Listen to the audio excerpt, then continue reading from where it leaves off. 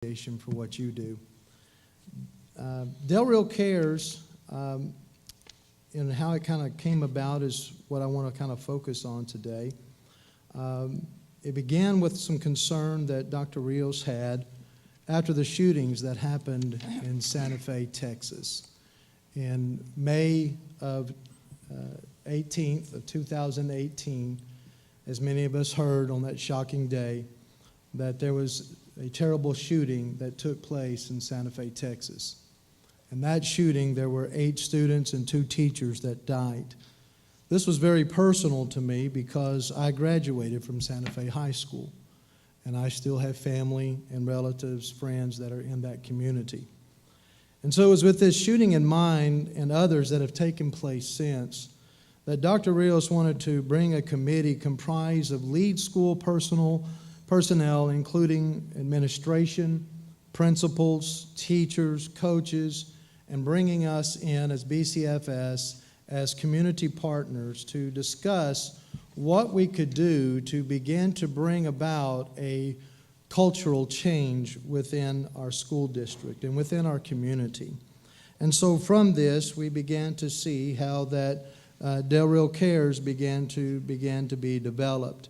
The beginning conversations were, what can we do to create a more caring environment? And from those conversations, we came to a vision statement.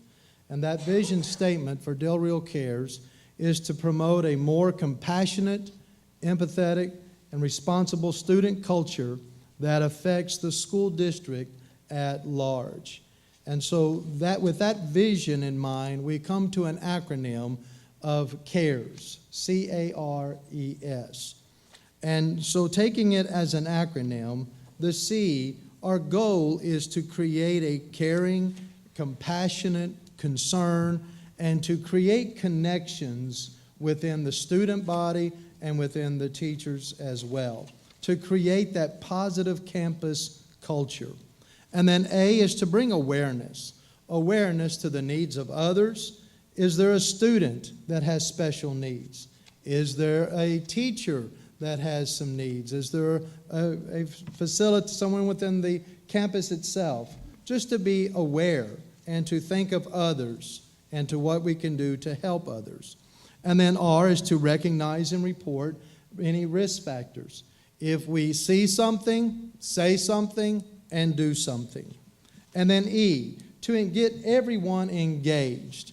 All student involvement. Get the students engaged. Get teachers engaged.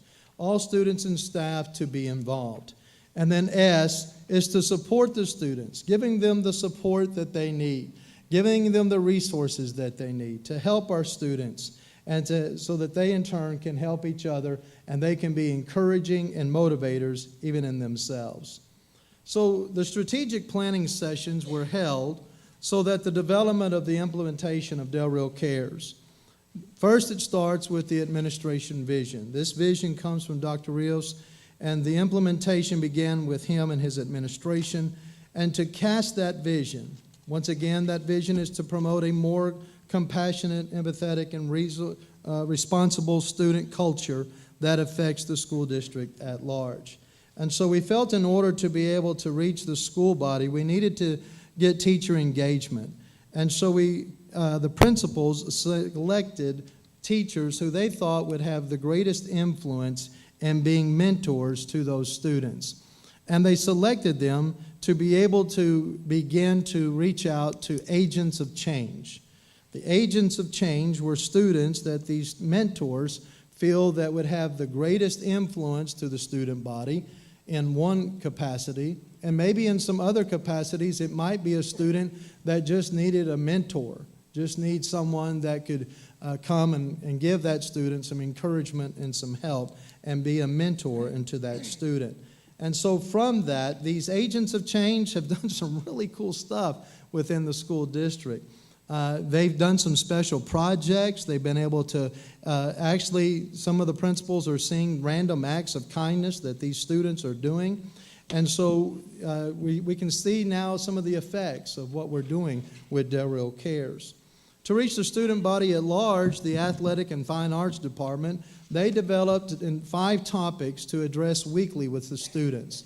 So before every practice or before every band or fine arts class, they take time in every one of those opportunities to speak to the students on some of these subjects, such as caring, being compassionate, character. I was able to step in on Coach McCrae's session one day, and he had the guys out on the field, and he was going at them about character and talking to them about character. And so these lessons were being taught and discussed in every situation that is on the athletic department, throughout all the athletic department, as well as the fine arts. We also felt that curriculum would be important. And so through curriculum was developed with weekly lessons for teachers from the 6th grade to the 12th grade campuses. And these lessons are 10 minutes given during their homeroom session. Each student keeps a Del Real Cares journal to record the lessons and the discussions of that day, and so that they can go back and review that. Some of the cool projects that's developed out of this that San Felipe Memorial Middle School has taken on, it was called a Kindness Challenge. And it was a challenge to where it's cool to be kind. And I thought that was a great title that they had for that. It was encouraging them to do something to show care, concern, and consideration, to show care. And so they developed this process, the Kindness Challenge, and some of these things of which they were out to do was to give somebody a high five, tell an appropriate joke, and notice we put appropriate there. We want them to have fun in an appropriate manner. To give somebody a high five, to smile at somebody. You know, sometimes kindness just starts with the very basics. And giving everybody a smile. Everybody smile. We smiling? Everybody, make sure everybody's smiling. Okay. We're going to do a smile check. All right. Sometimes that's all it starts with, is just a smile. Letting somebody know that they care, smiling at someone, give somebody a compliment, hug somebody, hold the door for somebody, let somebody know how special they are. And so all of these steps would be able to be performed, and then the students would be recognized for that. Another great example of the Del Real Cares in action, it took place in our blended academy. A student who walks to school every day walks to school by himself. And he was in need of shoes. And this wasn't a student, the teachers did not bring this about. It was not teacher initiated. This was initiated from the student body themselves. They saw that this young man needed shoes, and they went and did their own personal collection and raised the funds and took it to that young man so that he could have shoes. I think Del Real Cares is starting to take off, and this is a great example of how it's taking place. Some other campuses, we've seen increases in students reporting a need for help for themselves, they're reporting the need for the help for others, and so the discussions are being had. The curriculum, some of the basic lessons that we're seeing in the lessons, we have some each week, as Dr. Garza mentioned, we are the teachers throughout all the campuses from 6th to 12th are going over these lessons.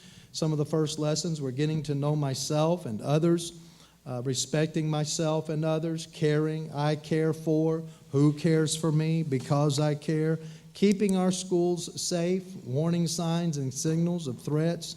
And so these discussions and these lessons that we've had, we've created them throughout the whole school year, that each week these lessons will be taught in these classes from 6th to 12th grade. So this is kind of a snapshot of what's been going on with Del Real Cares, and we're excited about this being our first year, but we think that it's going to be a great year, maybe possibly into the future. Any questions? I just wanted to say thank you for everything that you've done in initiating the program itself, because I know that lessons have to be prepared, and of course to monitor and to be able to tell the teachers again, give instructions, and all this is going to be a great benefit to all the student body. From the board members, Mr. Smith? Yeah, Mr. Richardson, thank you. I mean, good job. You got some passion tied to this, I can tell. The strategic approach, getting some vision put into it up front. That's awesome. Getting some weekly meetings and lessons. Wow, awesome, great work. Bottom line is you're building confidence in our students, and that's what it's about. So thank you so much. Yes, sir. Other board members to join? Mrs. Webb? Mr. Richardson, thank you so much for everything that you do for our community and for our students, first of all. And the only question I have, who's the one that's developing the lessons? How many teachers or? I'm so glad you asked me that, Ms. Webb, because we have one right here. Ms. Alda Zuniga was a big part of that, creating the lessons. And several other counselors, Ms. Cindy Welch also at the high school, they got together. And what other counselor? Oh, Dora Salinas was also very involved. It was a group of counselors that got involved, and Mr. Richardson was there to help out. Thank you, Alda. Appreciate it. Mr. Richardson, again, thank you. And to all the counselors, because that's bringing unity together where everybody's working as a team. So thank you. Anybody else? Just thank you, Mr. Mr. Contreras. Richardson. Thank you what you do for the community. I really appreciate it. Thank you for the report. Thank you. Thank you, sir.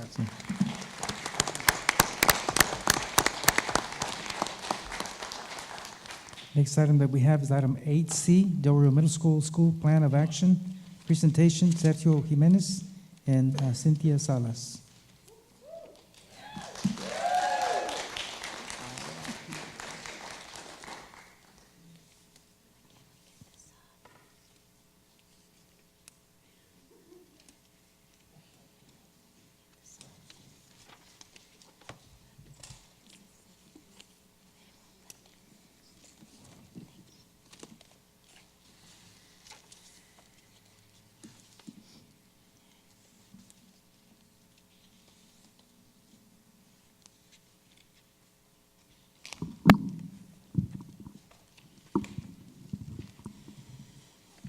Good evening, President Mesa, Dr. Rios, and members of the board.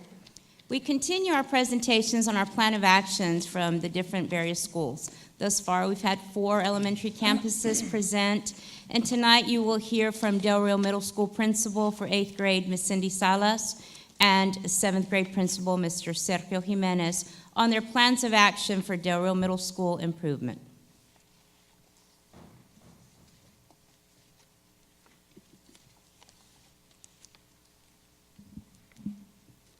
Good evening, Board President, Superintendent of Schools, and board members. Tonight we present to you the Del Rio Middle School Instructional Focus and Plan of Action.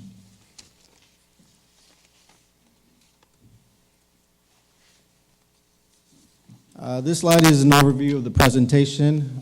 We will review 2018 data for STAR, TELPAs, and end of course exams. We'll review the areas of strengths, areas of strategic focus, plan of action, and then we'll have a session if you have any questions.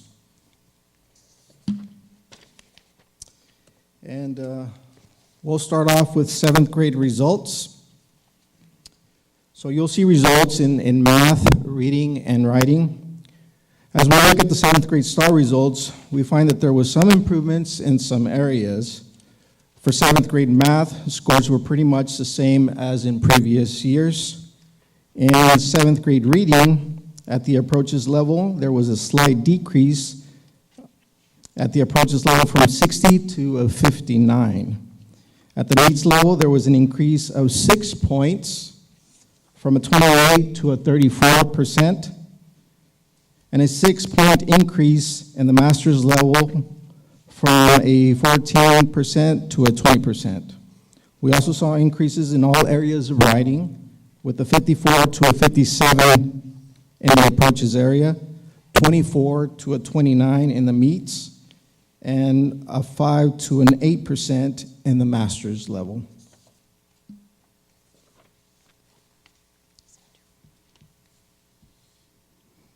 Good evening. At this time, I will present the 8th grade scores for 2017 and 2018.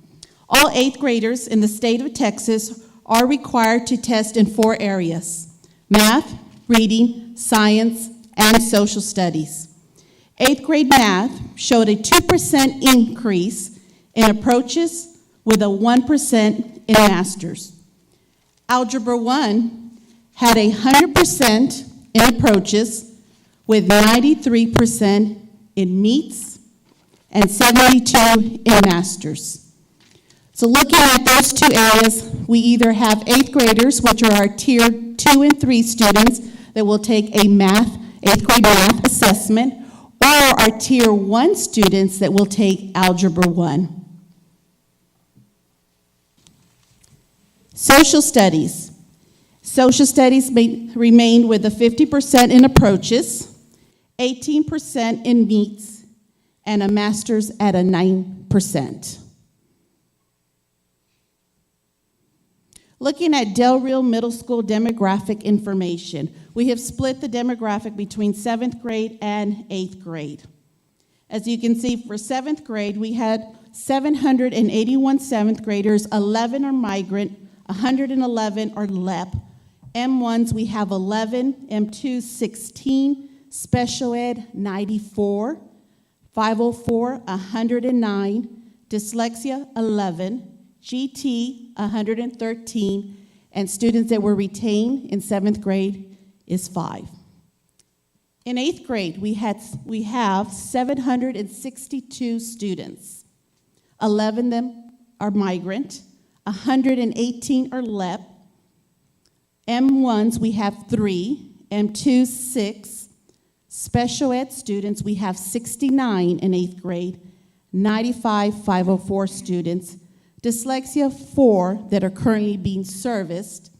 GT, 80, and retained 8th graders is 68.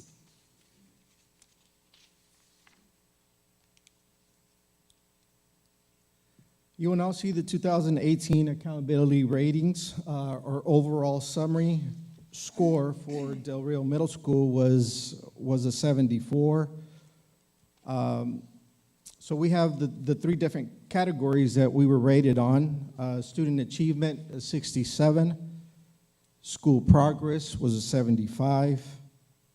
And closing the gap was a 72. The overall score of 74 was calculated using the highest score between the student achievement or student progress. In this case, we scored higher in school progress, which was a 75. So they took that one into consideration. And then they also took into consideration closing the gap. So the one that weighs more is the school progress, that weighs 70%, and closing the gap is 30%. And based on that formula, we obtained that 74, which is a C rating for Del Rio Middle School.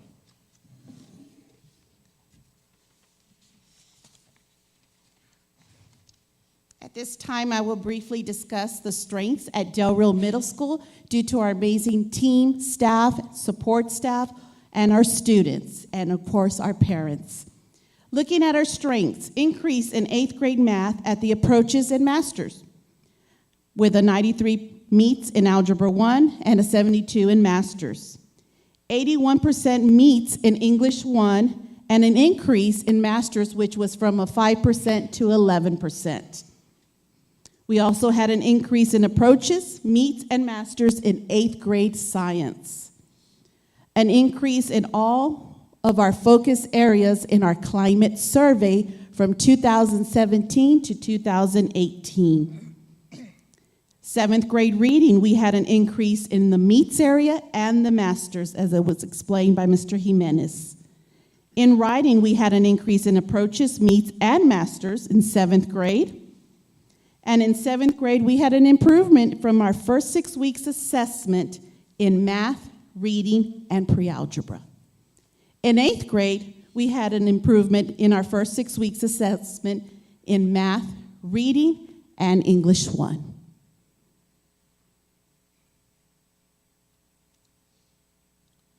So these are the areas of focus that we selected for growth last year. And the first one was I get the information I need from campus leaders. I receive feedback that can help improve my teaching. And our students' code of conduct is consistently and fairly enforced. And as you can see, you can see the 2016-17 ratings. For the first one was a 75, the second one was a 57, and the last one, which was the biggest one, is our student code of conduct is consistently and fairly enforced. That was at a 26%. So in 2017 and 18, we worked hard to bring these up. There was some increases in all areas. The first one, we went up to 78.40, 62.20 in the second one, and then the last one, which was at a 26%, we brought that one up at a 51%, okay? It is good to point out that there were 40 areas that were rated, and out of those 40 areas, we increased on 34. For this year, we felt like we needed to focus some more on these 3 areas, so we selected those as targets for this year as well. We definitely want to increase the student code of conduct. There was a major increase there, but I feel like we need to definitely work harder to increase that percentage.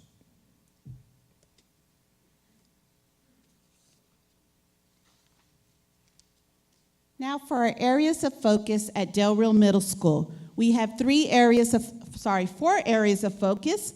Number 1, increase student engagement. 2, individualized instruction. 3, increase student progress. And 4, implement Del Rio Cares with fidelity. First one, increase student engagement at Del Rio Middle School. The next few slides will explain the commitment from our amazing teachers and staff in focusing on increasing student engagement at Del Rio Middle School in both 7th and 8th grade. During our first RTI Data Day on October the 5th, both 7th and 8th grade teams focused on student engagement. One of the 3 effective classroom protocols, which are student engagement, alignment, and rigor, in achieving positive student outcomes. Each grade level completed a placement consensus activity that required teachers to dialogue and agree in what effective student engagement looks like and sounds like. Discussions were held in comparing the differences of students on task versus students engaged.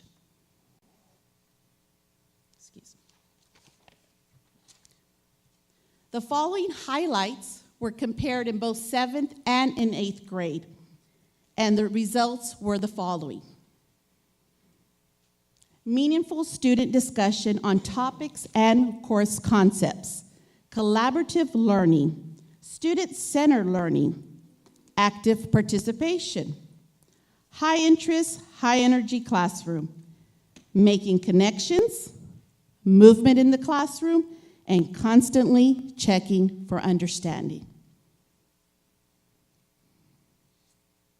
So how do teachers plan for student engagement while ensuring alignment is on target with the scope and sequence of the content?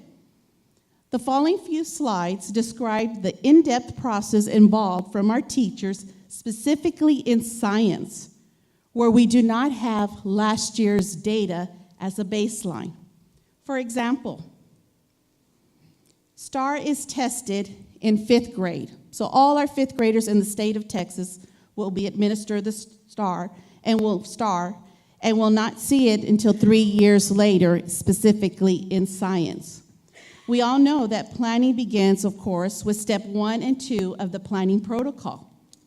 Where teachers not only go in depth with the assessment, instructional documents, but also while collaborating with their 7th grade team in ensuring supporting standards are mastered in the previous grade level. For example, looking at that specific report, these are our supporting standards that our 8th graders will be tested on.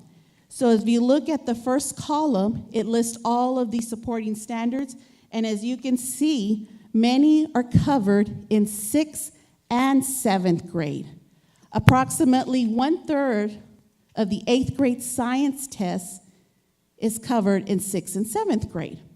So what we did today, which was our day 2 of our RTI day, we did collaborate with our 7th grade team. Thank you, Mr. Jimenez. So we collaborated to really focus on those TEKs that are covered in 7th grade, and I'm also now inviting our 6th grade science teachers to join in the collaboration as we ensure that we're supporting those standards. As you can see in that picture, which is one of our Lead Forward supporting standard report, it gives you data from going back to 2012 all the way to 2018, which was last year. So looking at each year, it will tell you, looking at that and analyzing it, which TEK was tested in 8th grade from the supporting standards that are actually taught in 6 and 7.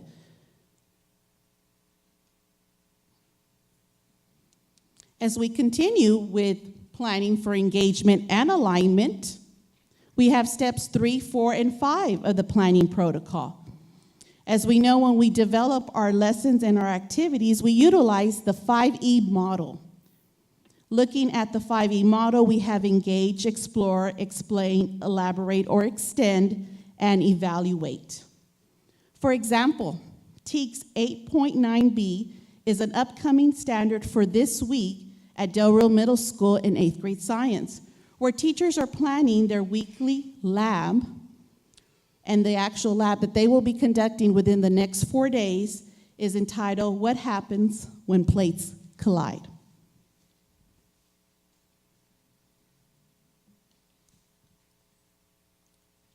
As we saw earlier, based on the scores that we saw, our scores have been pretty consistent these past few years.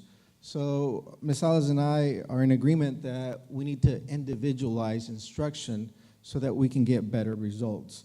So based on the scores that we have seen, we truly believe that we need to look at the individual student. Whole group instruction needs to be at a minimal at Del Rio Middle School. A greater emphasis in tracking students, small group intervention, providing immediate feedback, and scaffolding is a priority at Del Rio Middle School. Things that are taking place at Del Rio Middle School is, there's lists there, and the first one is a plan of action profile. So teachers, and we worked on that today during our RTI day, teachers are looking at student strengths and weaknesses, and they're planning accordingly. Students are keeping up with student data folders, so they're actually documenting their progress or lack of progress, and they're very aware of what their strengths are and their weaknesses are. We've also initiated a data wall, and that's just phenomenal. We can easily plot kids, students, and we can see if they're going in the right direction or if there's decreases in performance. We also have a small group intervention during class time through Power Block. So students, selected students meet with teachers during class time, and the other students are working on independent work such as reading or revise and edit selection. We also have homework help. We work with teachers. We put a schedule out together for students, for parents, so that they know when a student can actually report to class and find a teacher there. Some of our teachers sponsor different things throughout campus, so we made our parents aware of those times. And then most recently, we purchased some licenses, Study Island, and that's going to be used for our lower students that need that extra assistance. So what Study Island does is it has a program for reading, it has a program for math, and it prepares them for STAR assessment. One of the neat things is that 7th grade is now, they have the Gear Up program sponsored through Solros. So we have additional personnel that's going in with tutoring services for our kiddos. And then we also support our special ed population, our ESL population through tutors and content mastery classes. One of the things that we had earlier this year was a meeting, a parent meeting, and we made parents aware of what's out there for them to use as a resource. And one of the most important resource that we found was that parents were made aware of the parent resource tool that's provided to them after the STAR assessment. So what this tool does, it obviously explains the grading process, the STAR grade levels. It shows the parents their child's performance level. It compares current results to previous years. It gives them a Lexile measure with recommended books to read at home. And there's also ways in that pamphlet to help the students at home. So we did have that meeting, and we anticipate having more meetings to have those parent workshop trainings so that they can better help their child.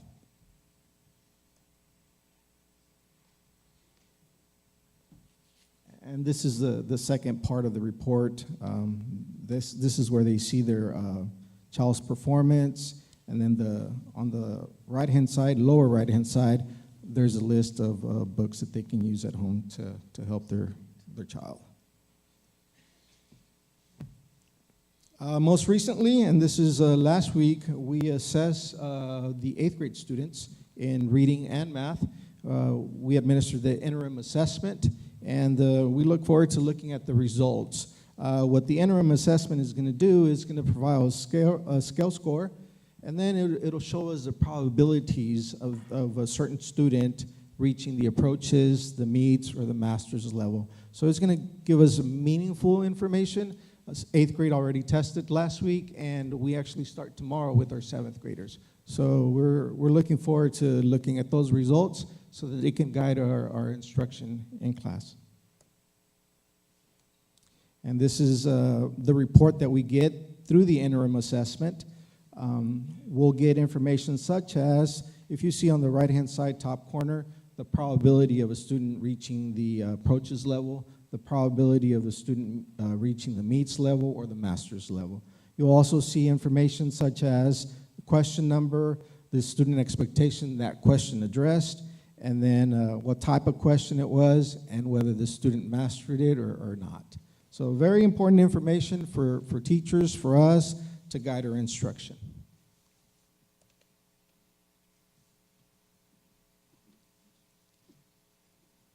Our next area of focus is to increase student progress.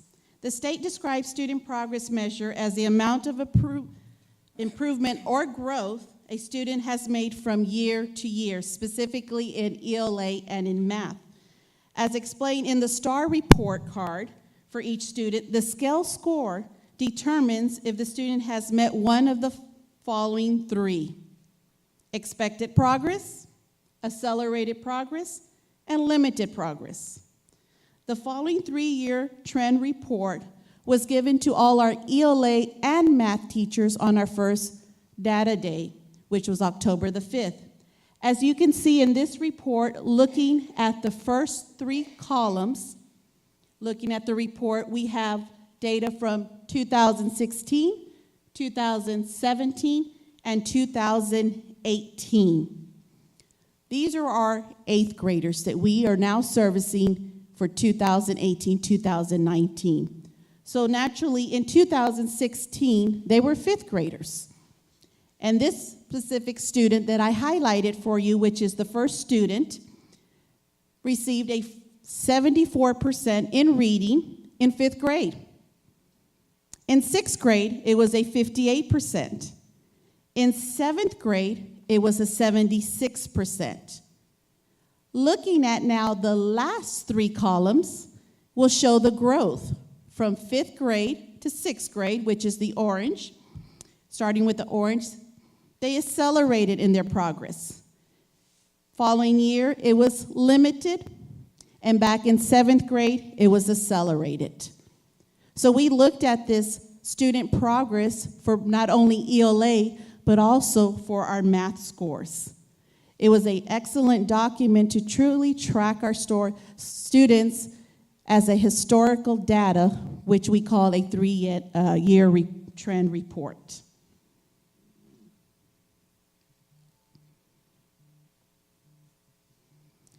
The following slide shows a few of the action plans at Del Rio Middle School. The first one is called a plan of action, so that is the pic on your left. It's focused on student achievement in order to determine the target percentage needed to have at least 70% of the class at the MEET standard. plan also includes an intervention focus for specific low-teaks based on student summative performance. Interventions will be based on what is needed as a whole class, small group, and individually, which is the RTI area. Looking at the one in the middle, that is our 7th grade, our current 7th grade data wall. So within the data wall, there is 4 colors, as you can see, 4 categories, which is our red did not meet, approaches, meets, and masters. So what 7th grade has done here in their data wall, they have plotted all their students from their 6th grade data. Within that data, now they're actually moving students from 6 weeks to 6 weeks to track how students are progressing. Looking on the right pick, that is our data individualized folder for students. So students track their goals from 6 weeks to 6 weeks, and they project where they're moving forward and where those areas of needs are. And that is the pick on the right. As we know, students are not only required to show progress on STAR, but also on all our English learners are required to show progress on TELPAS. So the following slide shows the 4 domains that are assessed on TELPAS, which is listening, speaking, reading, and writing, with their proficiency levels. The composite score is calculated in all 4 domains. So we have currently 118 of our 8th graders that will be assessed on TELPAS in the latter part of the year. This particular doc was covered today during RTI. So what it gave each teacher, this is an example of a teacher's roster, and it's an ELA, it's an active roster, for her 2nd and 6th period, because they only have 3 sections in ELA. They see students every day. So this one in ELA, as you can notice, in her 2nd and 6th period, which is the same class, there's a total of 5 English learners. These learners are advanced and advanced high. This is not a bilingual teacher. In her 3rd and 7th grade section, as you can, 7th period section, she has 4 students. In her 4th and 8th grade, 8th period, she has 3 students.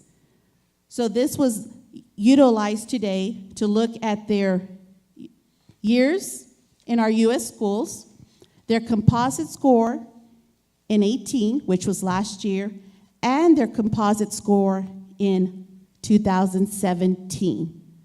If you look at the numbers in those 2 columns, which identify the composite scores, a 1 would be a beginner, a 2 an intermediate, a 3 an advanced, and a 4 an advanced high.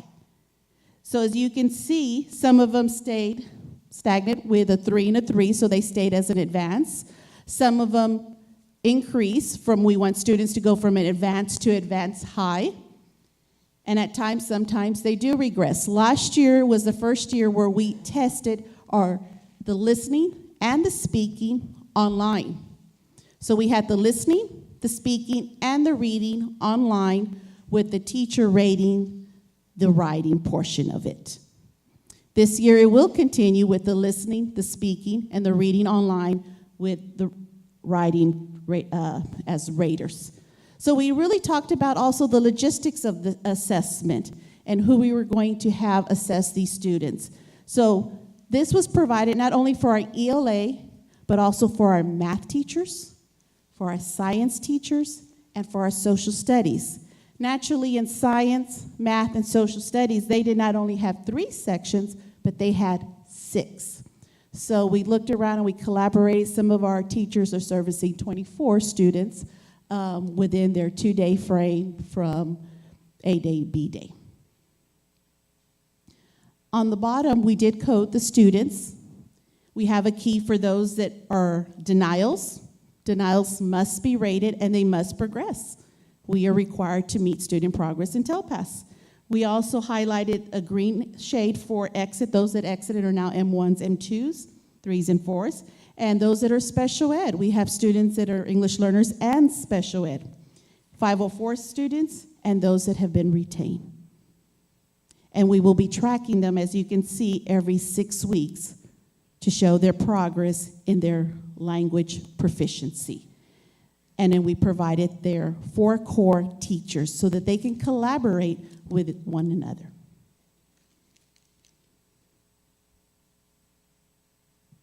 The last component of our presentation, and one of the most important ones, is to implement Del Rio Cares with fidelity.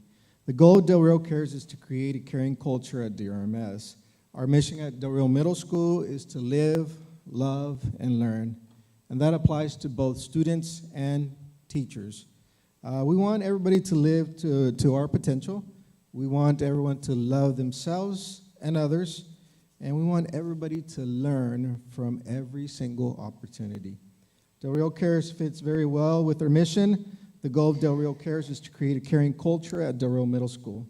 Del Rio Cares promotes building relationships between teachers and students. Weekly lessons build students' ability to love themselves and others. So the way it worked is teachers identified a need on campus, and then they created a group, and they had to identify the agents of change. So they recruited some kiddos, and they shared the news that they were selected as part of this team, this group. And then those kids are the ones that move forward with the action plan, and they're also in charge of recruiting other students to join in. So through Del Rio Cares, there's weekly lessons, and as we walk through every first 8 day of the week, we do some walkthroughs. As we walk through or we walk into classes, we can see meaningful conversations taking place. Students are opening up, they're sharing experiences, they're sharing their feelings, and teachers are there to guide them to make good choices.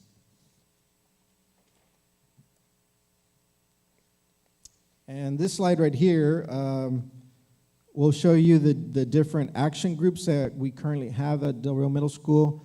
The first one is we have bringing up grades, the Bug Club, and there's a group of kiddos from our campus that crosses over to Calderon Elementary and helps the students over at that campus with tutoring sessions. We also have a care pantry, and this one is based on donations and just collecting food and clothing and some things that are necessary for students there at Del Rio Middle School, and obviously is to donate those items to the students that need it. Del Rio Middle School cares about being healthy. That one is also in place at Del Rio Middle School, and there's a lot of conversations about healthy habits through this program, and they also walk the track that's available there to exercise and to make students feel good about themselves. Del Rio Middle School group counseling, there is a counselor, a teacher in charge of this group, and she has had several sessions in our library just identifying needs at our campus and having those conversations with students. And the last one that we have is random acts of kindness. This group is in charge of just promoting kindness throughout our campus, acknowledging what others do for us on a daily basis. And I believe we have some pictures of groups in action. The one towards the left-hand side is the Del Rio Middle School cares about being healthy. And then the one on the right-hand side is the random acts of kindness. And then we obviously have there in the middle the Del Rio Middle School Bug Club, helping Dr. Fermin Calderon students. So these are our sponsors, teacher sponsors, and we do have some of them here tonight. Mr. Norton,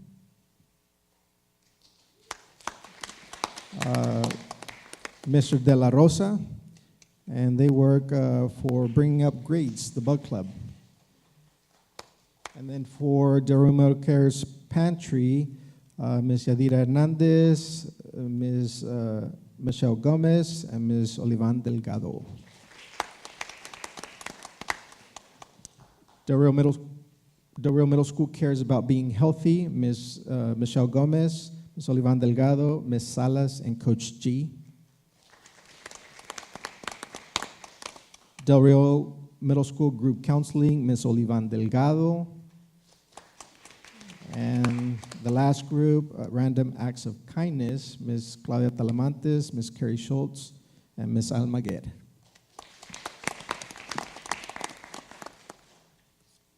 And that concludes our presentation. Any questions? If I may share my input before I turn it over to board members. It is a very big school, big enrollment. The fact that you met standard is positive, although there's work to be done. I can see that you work well as a team. I think you're good to work as a team. I'm concerned with the turnover rate in regard to teachers. Usually when you have a high turnover, somehow it's attached to enforcement of code of conduct. There's work to be done in that area. It's hard to find teachers that will want to go to Del Rio Middle School. And basically, again, the high number of students that you have at the campus. This is why we have, again, 2 principals there. And we want to keep the experienced teachers there. I think one of the best things that we can do in this district is retain our experienced teachers to work at the same school for a number of years, knowing, again, how to assist other teachers that come into the faculty. In regard to the number of retained students, there was a high number of 8th graders, and now students need to know. I agree with retaining students because they need to know that they need to be responsible for their actions. And a lot of times, I get the previous years have been, I'll pass. They're going to pass me on to the next grade level. Well, it's not that way. They need to know that they themselves have to prove themselves and be able to go on to the next grade level. So there's work in that aspect. I applaud you for presenting your plan of action. I think it looks like a great plan. It starts from day one. It continues. The continuity's got to be there in regard to everything that you've put in place. I think the fact that you already seen improvement in the first 6 weeks is a positive thing. There's certainly work to be done. Again, you mentioned that your campus would have received a letter rating. Well, it will become, a reality at the end of this year. So there's work to be done, and I'm glad that you have this plan of action, and thank you for taking the time to present and bringing your team as well, because it means a lot when the team is here to support that administration that is the head of the campus there. I'll turn it over to board members for their comments. Mrs. Webb. First of all, thank you, and thank you, staff, for being here. Like Mr. Mesa mentioned, there's work to be done, yes. I've looked at the taper report as well and looked at where you are, and you stated that in your presentation.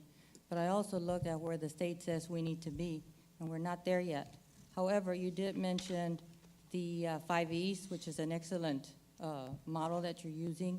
You also mentioned that you're working with the 6th and 7th teachers as far in the area of science.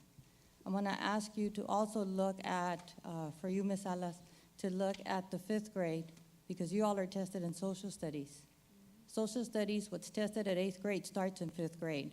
So if you can work with those team of teachers or those team leaders as well to see where they're at. For Mr. Jimenez, social studies starts in 4th grade. You mentioned going over to Calderon and teaming up and working with those. So that's a good area to start because they're going to lead into what you all are doing. And then those students don't see anything again until they get to high school. So you all have a big job to do. And Mr. Mesa and I have both been there. We've been at those campuses. And I know it's possible. You've got excellent teachers. I know some of them that are up in the audience right now, or sitting in the audience, should I say. So I know you've got excellent people there working with you. So I think it's just a team effort, and always continue to move forward and look at where you are going to end up. Look at where your goal is, and you've already started that with an excellent presentation.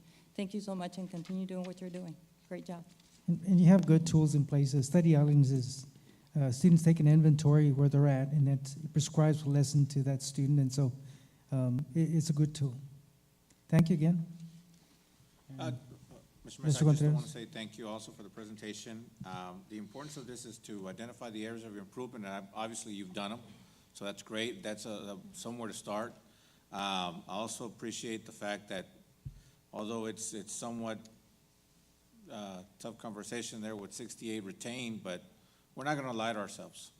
I mean, like Mr. Mesa said, you know, if those students need improvement, they need to be responsible. We need to identify them, help them out. But appreciate that, and just move forward.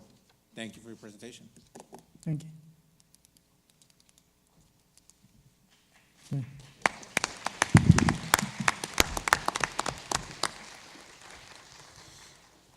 Next item that we have is item 8D, reading level presentation.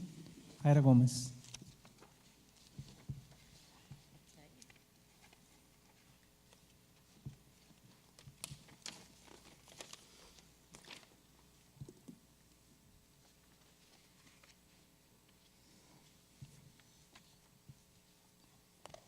Good evening, Mr. Mesa, Dr. Rios, and members of the board. You do have the presentation that I'm about to present on the reading levels in front of you. It's a grayscale copy, and I did place one at each of your seats earlier today. We have many reports, as you've seen the campuses come up and present their STAR EOC their STAR scores, their EOC scores. One of the areas, though, that has been brought up at several meetings is how are our students doing in reading? Do we have a way of actually knowing how many students are at risk of not being on grade level? So the presentation tonight revolves around, you probably are very familiar with our AR program, our Accelerated Reader program. However, that program has a big component that assesses the students every 6 weeks, and it measures their reading grade level. It also generates a letter for their parents. It goes home and it says, your child is reading at this grade level. It also gives them strategies that they can use to improve, and it also indicates the minutes that they should be reading on a nightly basis. So that's one of the tools that the campuses use. Now, what we do at the district level is we have a beginning of the year assessment, which they take within a window frame, a middle of the year assessment, and an end of the year assessment. So while the campuses are doing every 6 weeks assessments, the district has access to that data, but that's more of a campus level letter going out to parents, teachers encouraging students. This presentation is going to show you the beginning of the year. We'll also have the middle of the year where we can show the comparison and, of course, the end of the year. So you'll see beginning reading report, Start Renaissance reading report, beginning of the year. It's broken up from kinder through 9th grade. You will see a slide here for kindergarten. Every slide hereafter will be by grade level, 1st, 2nd, 3rd, 4th, 5th, all the way, 6th, 7th, 8th, and 9th will be on one slide. So if you look here, you will see, for instance, the elementary schools. You have Buena Vista, Dr. Firmin Calderon, Dr. Lonnie Green, Garfield, Lamar Elementary, Laughlin STEM, North Heights, and Ruben Chavita. It's broken up into 4 areas. There's a green area, which is students that are on grade level. The way the report indicates it is that these students have already shown that they have met the benchmark level for the end of the year. So anybody in green, if I was looking, for instance, at Buena Vista, 77 kindergartners took the test. 50 of them are already showing that they have that they've already mastered the kinder grade level for the end of the year. They've already met their end of the year progress benchmark. Then it goes to an on watch, which is your blue column. Depending how the students rate, if they're on watch, these are students who are at the benchmark cut score. In other terms, you might have heard them as bubble students. These are students who are not below grade level, but they are so close to the grade that we need to watch them. So they're not, again, they're not considered below grade. They're on grade, but you and I both know that if we don't watch students, they can easily regress as easily as they can increase their reading. The two columns that we pay a lot of attention to are the intervention column in yellow and the urgent intervention in orange. Now, the actual program, the Renaissance program, will actually say that these are students who are identified as needing assistance on a daily basis to get to that end of the year benchmark. Those would be your intervention students. But your urgent students, those are students that need not only daily intervention, but intense interventions. Many of these students are with our MRTs at the campus level, our dyslexic teachers, or possibly getting special ed, speech services, something of that nature. Their intervention is a lot more focused and a lot more urgent. So every single slide in front of you will have the number of students tested, and then you'll see that what I did is I counted the intervention and the urgent intervention, combined it in the very far column, the red column. Those are the two. So when you see the 19, you're going to see it's because Buena Vista had 9 at intervention level, 10 at urgent. That caused 19 students. So 19 out of the 77 tested, that's 25% of their kindergartners are listed as what we would consider an intervention student. These are the students that we have to intervene with daily. All of them are your Tier 2 and Tier 3. That report goes on for every campus, and if you look at the bottom, we generated a total to show that out of 501 kinder students, we have 187 who are either at the urgent or the intervention stage, which is 37%. And that's for kinder. As I proceed and I go on to first grade, for instance, you're going to start seeing those numbers increase. If you look at those totals at the bottom, now we have 596 students who are tested, 137 at the intervention level, which is now 23%.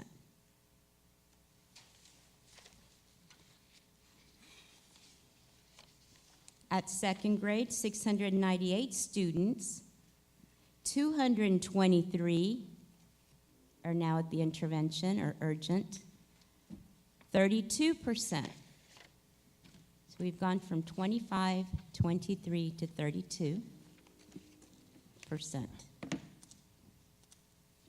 Our third graders, we tested a total of 730.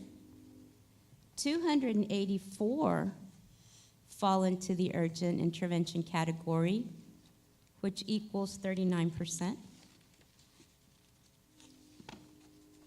Again, our beginning of the year data indicates that our fourth graders, 752, tested, 311 are in the urgent category or intervention for 41% of our fourth graders. Our fifth graders, we had 815 who tested, 342, and that equals to a 42%.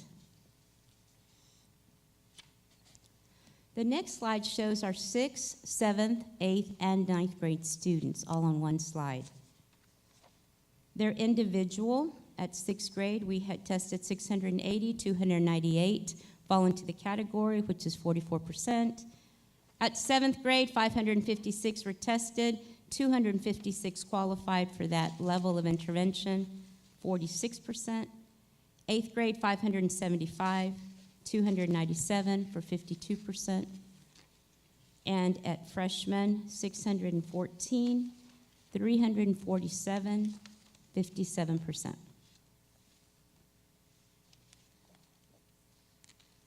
Again, the identification. At or above grade level represents the performance level students are expected to reach by the end of the year. Anybody in that green column has already met that benchmark for the end of the year. On watch, comprised of students who are at the benchmark cut score, but above the intervention threshold. And the intervention and urgent intervention category, the program itself combines the two. Just letting you know that one of them does need daily interventions. They will meet it with that daily intervention. The urgent, however, we do have to have a very focused plan. We have to be consistent and focused to ensure that we are meeting the needs of those students with those severe reading disabilities. For an overview, kinder through ninth grade summary, we did produce one graph for you. It does show a total. If you just look, it's the same information that's at the bottom of each slide, the last column of each slide. I just combined them onto one slide. So here, when you look at the template, you will see a total, though, of kindergarten through freshman students who were tested. 6,517 students were tested for the beginning of the year. We do have 2,746 students, or 44%, who are not only on grade level, but have met the end of the year benchmark cut score already. Those students are solid. They should be our master's students. On watch, we have 1,090. Again, that's kinder through ninth grade, 17%. We have 1,277 at the intervention level, 1,404 at the urgent level, for a total of 2,682 students that meet that category, or 41% of our kinder through ninth grade students who are not reading on grade level. They are part of our Power Hour, and they are part of our Power Block interventions that are happening daily at the campuses. I can go back to any slide. I didn't go campus by campus. I did provide the information, campus by grade level. You do have it in front of you, and at this point, I can bring up any slide and answer any questions that you might have. Mr. Smith? Just a couple of basic questions, nothing. What's driving the violence by grade level in kids tested? You know, we're going from kindergarten 500, and then it goes to fifth grade up to 815, and then back down by seventh grade to 550. Why is that so different? I will point out that at seventh and eighth grade, that is not all the students. All the students did not get tested at the beginning of the year. If you remember the slide that Mrs. Salas put up earlier, they do have about 750 students per grade level. Okay, and kindergarten, we just start that low at kindergarten level with that low of a head count, and then we increase. I mean, that's a pretty big increase by the time you get to fifth grade. It's adding about 300 kids to the... Yes and no, Mr. Smith, and I'm glad you asked that question. Last year, our kindergarten students were taking a first grade exam because that's all we knew to do. We didn't know that there was a kindergarten early literacy exam out there. So this is actually the first time that our kinder students have taken a grade level equivalent reading test.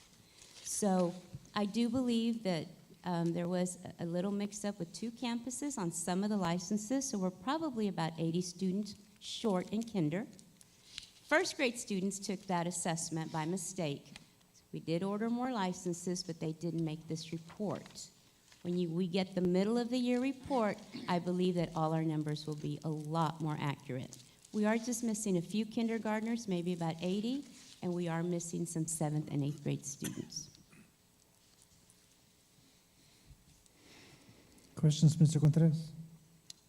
Yes, ma'am. Ms. Gomez, looking at the slides, and once you pointed out that you combined the last two to make the red, Yes, sir. I kind of zoned in just on the red and then compared it to the green.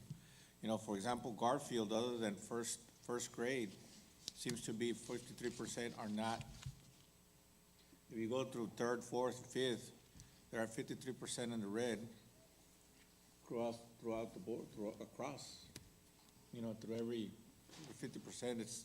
So are we looking into, so now we know where they're at, are we projecting, are we working that toward next year and to improve every grade from that point on? I mean, because that's where I noticed in that school, Garfield being. What this helps us do, and what it helps the campus do, we have a power hour block. Again, the components, TPRI, which helps with phonics, phonemic awareness, blending.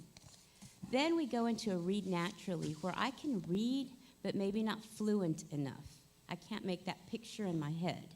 So if I'm reading daily, and that's where we're talking about the consistency, so I'm reading daily, we track those improvements. And then, of course, the green area I really won't discuss because most of those students are in our toolkit. So going back to the read naturally, we have in the classroom during power hour those components, but in our 90-minute ELA block, our teachers are doing guided instruction with small groups. They're doing vocabulary development daily. They have interactive word walls. They're journaling. So by having those balanced literacy type components, we are seeing improvements, and you will see them at the middle of the year. Principals are actually already seeing them because they've already done the second 6 weeks assessment that we don't do at the district from here. So yes, sir, not only do they have to monitor it every 6 weeks, but then during this RTI day, which they had today, they actually discussed students and said, okay, this student is ready to move up. We constantly challenge them and move them up to just that level where they're challenged so that they don't get bored, so that they're constantly learning. And that's how we are seeing that improvement. Great, thank you. I think it's a great report. I have a question, Yes, sir. and it's my personal observations. I've been on this board, I think, 11 years, and experienced 37 years with the district. 36, I was 1 year in San Angelo. I think 2 years. But anyway, a very critical point, especially for kinder, first, second, third, is that we hire standard certified teachers over alternative certified teachers that have not been trained in teaching phonetics. They don't know how to teach phonics. Now, the other part is, especially, and I've been there, elementary, secondary, alternative certified teachers can do great in secondary schools. But when it comes to teaching in the primary grades, you've got to have the standard certified teachers that have gone through the lessons and the subjects in teaching phonics. It's a difficult thing, but it's got to be there. That's one. The other part is when I see freshmen at 57%, that tells me that the trend is going to continue. Last year, we increased the dropout rate by 3%. And it alarms me that we have 57% that are below grade level because they're not going to be able to earn the credits that they need. And so I would not want the dropout rate to increase any more than that. And those are critical points, but they're valid because a lot of times, we end up hiring certified teachers because it's difficult to hire. I mean, I understand. If we were in a city like San Angelo, San Antonio, the graduates are there from the universities that we can pick up immediately. We don't have a 4-year university here. It's hard. The other part is a lot of times we have candidates that are alternative certified, and it might be, let's say, in the area of social science, area of degree. And they're with us a couple of years, and then for whatever reason, there's a high percentage of not completing their units, their modules, or testing and having positive results. As a result, we lose a high percentage of alternative certified teachers, so the continuity is not there. But more importantly, I think if we focus on having standard certified teachers in the primary grades, kinder, first, second, third, we would be doing a whole lot better because they're trained on how to teach phonics, and that's critical. That's my input. Yes, sir. Ms. Webb? First of all, thank you for giving us this information. Again, my concern is, of course, the students that are already at the middle school and high school. But one of the questions is, why did we not test all the 7th and 8th grade students? I'm not sure, to be quite honest. The licenses are there. I think it might have been a scheduling problem. Okay. I know that they have been tested now. So that students, we do have the data. Unfortunately, when we ran the report, we ran it twice, this was the last data that we had. Sure. And I do believe it's a logistical. Dr. Reyes? The principals are there. I'm sure they can tell us why they weren't able to test Oh, okay. them. And I I'm sorry. bet they have a great reason. As far as, 8th grade was concerned, the team decided in 8th grade that we would only test our Tier 2 and our Tier 3. So we look at our English 1 students, which are approximately 200. We are notorious doing very well in English 1. So we not only had a 95% in approaches, but we had an 81% in the meets, which is where we want to be.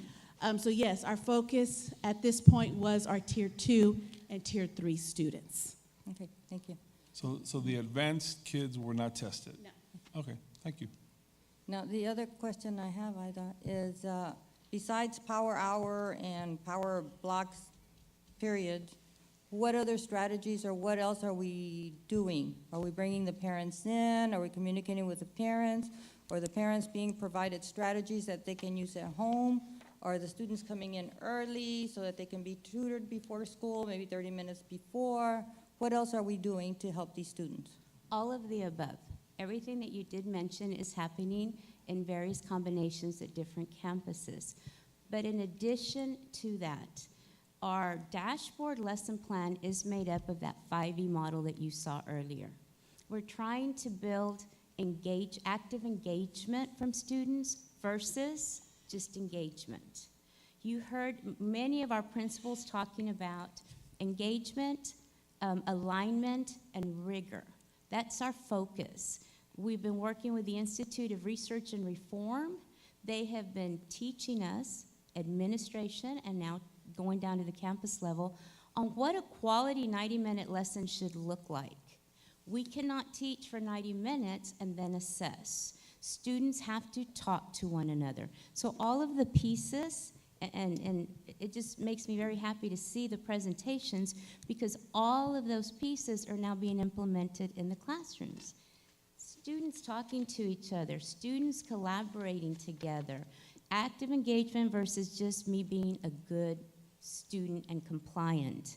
Our rigor, the questioning that we're asking, we've brought in excellent professional development. One of them is notice the notes. What did you notice when you read? Was there a wow moment? Was there something the author thought you knew? Is there something you need to go out and research? So they stop, they think, they talk. And that's what we're seeing now in the classroom. That's just the regular lesson. Then they do have before school, after school tutorials going on. We do, in elementary, by law, every kinder, first, and second grade teacher has to have a conference with the parents. Third, fourth, and fifth, anybody who is at risk. That's just by law. On top of that, though, these RTI days are so powerful. Today, if the principals look exhausted, it's because it's an exhausting day of looking at data and making plans for tomorrow. Not for next week, but for tomorrow. What are we implementing tomorrow? We started with a 4th grade webinar at 8 o'clock. A webinar, all the elementary campuses got on their monitor. Ms. Karen Schaefer did a webinar for writing. Principals were in attendance at their campus, and that started the day for planning. So all of those things, Ms. Webb, I believe are all good practices, and we're keeping the parents not only involved in what, not only informed, but also involved in what they can do. Okay, and the reason I ask is because if we continue to see a pattern and not do anything starting from kinder, and I'm not just gonna say kinder, I'm gonna go ahead and say pre-kinder, we have to start at the bottom so that we don't see these trends. Otherwise, we're still gonna be continue to see half of our students failing, and that's not what we want. We wouldn't want our own child to fail, so we don't want anybody's children to fail. Exactly, So- and we will continue to monitor. Thank Yes, you, ma'am. ma'am. Ms. Gomez, I wanted to thank you for preparing the report. I know you're the messenger. But I guess for us, it's important to keep the focus and talk about it, because that's the only way that we're going to make any gains in regard to improvement. So thank you for everyone that was involved in preparing the report. Thank you, Mr. Mesa. Thank you. Okay, next item that we have is item 8E, PBMAS report. Ida Gomez.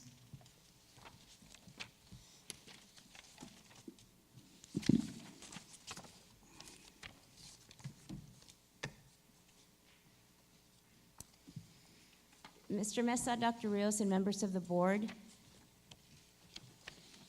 this year we had a little bit of a delay with our TELPA scores coming out, and just the information that we normally get in August, we were barely getting in October.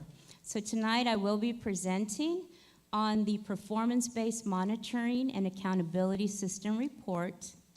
It's known as the PBMAS report. And the PBMAS report is just an overall annual evaluation on the performance of school districts and charter schools and the effectiveness of 4 programs.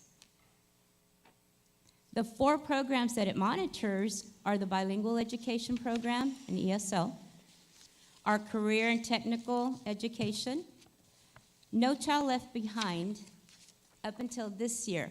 Now it falls under ESSA, Every Student Succeeds Act, and our special education.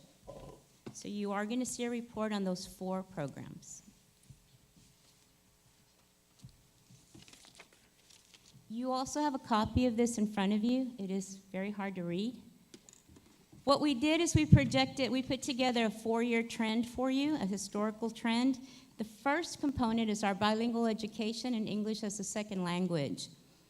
What we'd like you to see is that the last column, the one that says 2018 state performance level, is our staging for each one of those indicators. So when we look at the bilingual ESL component, you'll see that it measures our bilingual students at STAR, and you'll see that from last year to this year, we had an improvement from a 3.0 to a 2.0 in a math, 3rd through 8th graders, and also in science, from a 3 to a 0. Those 2 are highlighted in green. This program also assesses the ESL STAR, and that's going to be your 7th and 8th grade on up. You'll see improvements in mathematics from a 3 to a 2. I do need to point out that your goal is always a 0, and a 4 would be the worst. Okay, so forgive me for that. If you continue on, you'll see it also assesses our LEP students, our limited English students. You'll see improvements made in mathematics for our denials. That's indicator number 3. Number 4 is our exit students, students that go through the program and then exit the program. You'll see improvements in writing. Now for EOC, and that's going to be anybody from 8th grade on up that would take an end-of-the-year course. Our LEP students did show a couple of declines. We saw some in math, and we also saw some in ELA. So that's the first component. If you look at the very bottom, there's the staging component. And you'll see that back in 2015, we were staged a 4 in this category. In 2016, we were a 4. Last year, I remember just standing up here and being ecstatic that we broke it, because even though I only reported 2 years, we know that 7 or 8 years we had been at a 4. So we started to see that increase in our students. And we're very pleased that we were able to maintain a 3 this year. Under the new accountability system, I might add. Our next area that they monitor is our CTE program. Our CTE program, you'll see that the top area, indicator 1, is for our EOC scores. That's end of the year course. These are all the students that not only are classified, all the CTE students, anybody who is labeled a CTE, they're at a 0. That's the best that they can possibly do. Our second indicator is our left students who took EOC, and we're very pleased that in social studies and ELA, they showed improvements from a 1 to a 0 and from a 3 to a 2. Those are great, great improvements. Then you'll see that our economically disadvantaged maintained at 0s. Then you'll see our SPED students, our special ed students. We did have one area where we went from a 0 to a 1, and that was our social studies. So if we do have a CTE student who's also classified as special ed, that is the group that is being measured. The staging is also at the bottom of that report. The first year they were not applicable for rating, for staging. In 2016, they were a 2, 2017 a 1, and 2018 a 1. ESSA, which is brand new this year, it was No Child Left Behind before. This is our Title I and our migrant population. Indicator 1 is all our students from 3rd through 8th grade. Again, very pleased. We are seeing in mathematics from a 1 to a 0, and in science from a 1 to a 0. We were able to maintain in all other content areas. Our EOC maintained at a 0. You'll see under migrant, 3rd through 8th grade, math, reading, science, social studies, and writing. You'll see improvements from 2s in math and reading to 0s. The RI behind it means that the state had set that goal for us, and we didn't go to a 1. We went all the way to a 0 because we met that required improvement. You'll also see that in science, that same group of migrant students went from a 2 to a 1, again in green. As you enter into the EOC, which is our secondary students, you'll see that in science, they went from a 1 to a 0. And we did see a decline in our migrant population, EOC and ELA, from a 0 to a 2. I will point out that our migrant numbers are decreasing, so whether we increase or decrease, it's a difficult task either way. At the very bottom, you will see the first 3 years was Nickelby, No Child Left Behind. We were staged at a 3. In 2015, a 1 in 2016, a 2 in 2017, and now a 1 under the new accountability system in 2018. So we are seeing improvements. Our last category that they measure is our special ed program. You'll see a lot of green under the 3rd through 8th grade student category. In mathematics, from a 3 to a 2, we maintained in reading and science, social studies from a 4 to a 3, and writing from a 4 to a 3. So that category either maintained or improved across the board. In our special ed year after they exit the special ed program, in one area in reading, we did go from a 0 to a 1. Under special ed EOC, which is our end of course for secondary, you will see in math, we went from a 2 to a 3. We had some decreases there. In science, from a 0 to a 2, we had some decreases there. And in number 5, category 5, that's our special ed early childhood program. Those are the little ones, the 3 through 5-year-old special ed students. They went from a 2 last year to a 0 this year. The staging at the bottom in 2015 was a 2. In 2016 and 17, a 1, and this year we did see a decline to a 2. I do want to point out, though, that we are still working with our think tank, our special ed think tank. What is it that we can do? Dr. Garza is working on the master schedule with all the campus principals. What personnel can we free up to assist, to maybe co-teach a class? Who can provide more support? So the conversations are ongoing because we are very aware that this is one of our focus areas. And just to summarize it for you, in the PBMAS staging from 2015 to 18, you'll see that in 2015, we started reporting this information, bilingual ed was at a 4. Today, it's at a 3. You'll see our career in technology wasn't staged until 2016, and they were a 2. And since then, they have made improvements for 2 consecutive years and maintained a 1. No Child Left Behind in ESSA was staged as a 3 in 2015, 2016 a 1, last year it was a 2, and we made improvements again to a 1, very focused. And our special ed department was staged as a 2.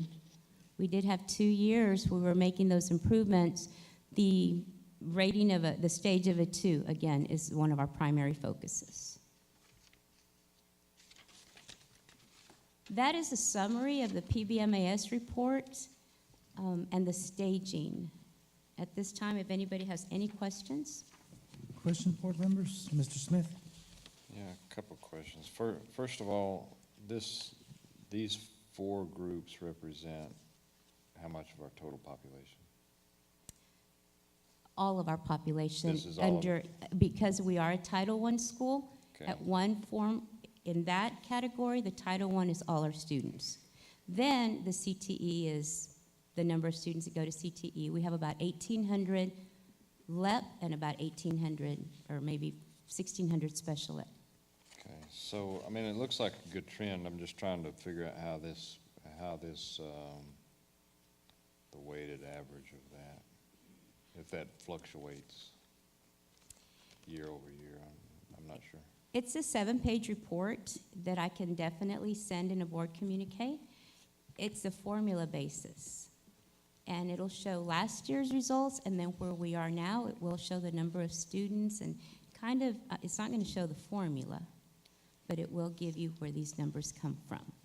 Yeah, and how it's weighted by each group, right? And, because, I mean, the trend looks great, but I just don't know. And it'll show you, for instance, it'll give you like the percentages, and it'll give you what they consider cut points. So depending how many students, and then how many students progress, and if you make the cut point, you're going to make either 4, 3, 2, or 1 or 0. Okay. I mean, at an aggregate level, it looks cool. This data here is a little bit confusing to me, right? When you Okay. Which report is that one, Mr. Smith? I'll go back to it. just any of Okay. them.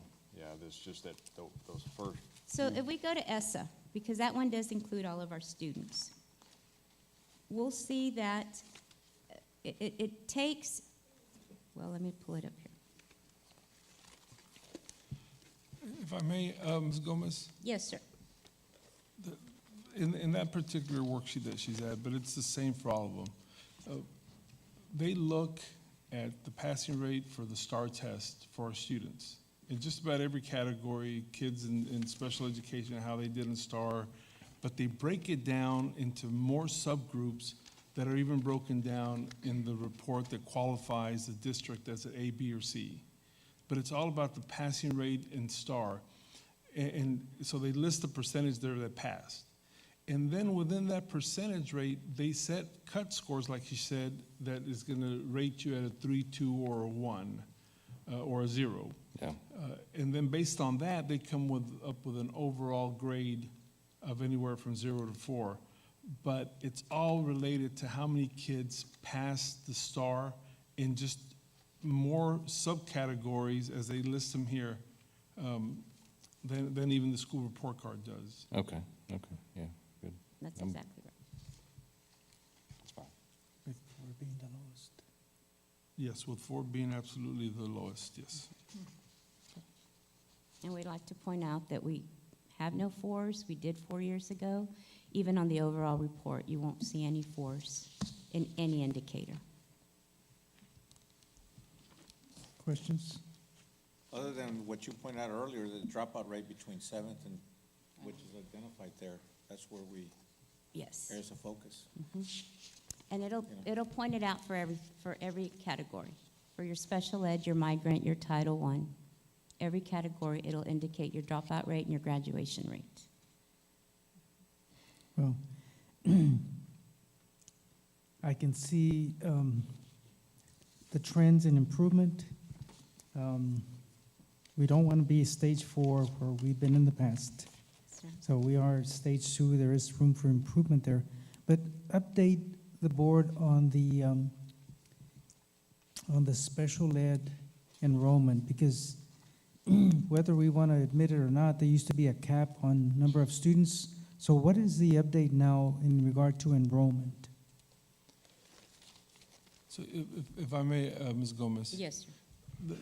We are clearly seeing more students being referred for special education, and we see that we have to shorten the time span from the time they're referred to the time they're actually tested.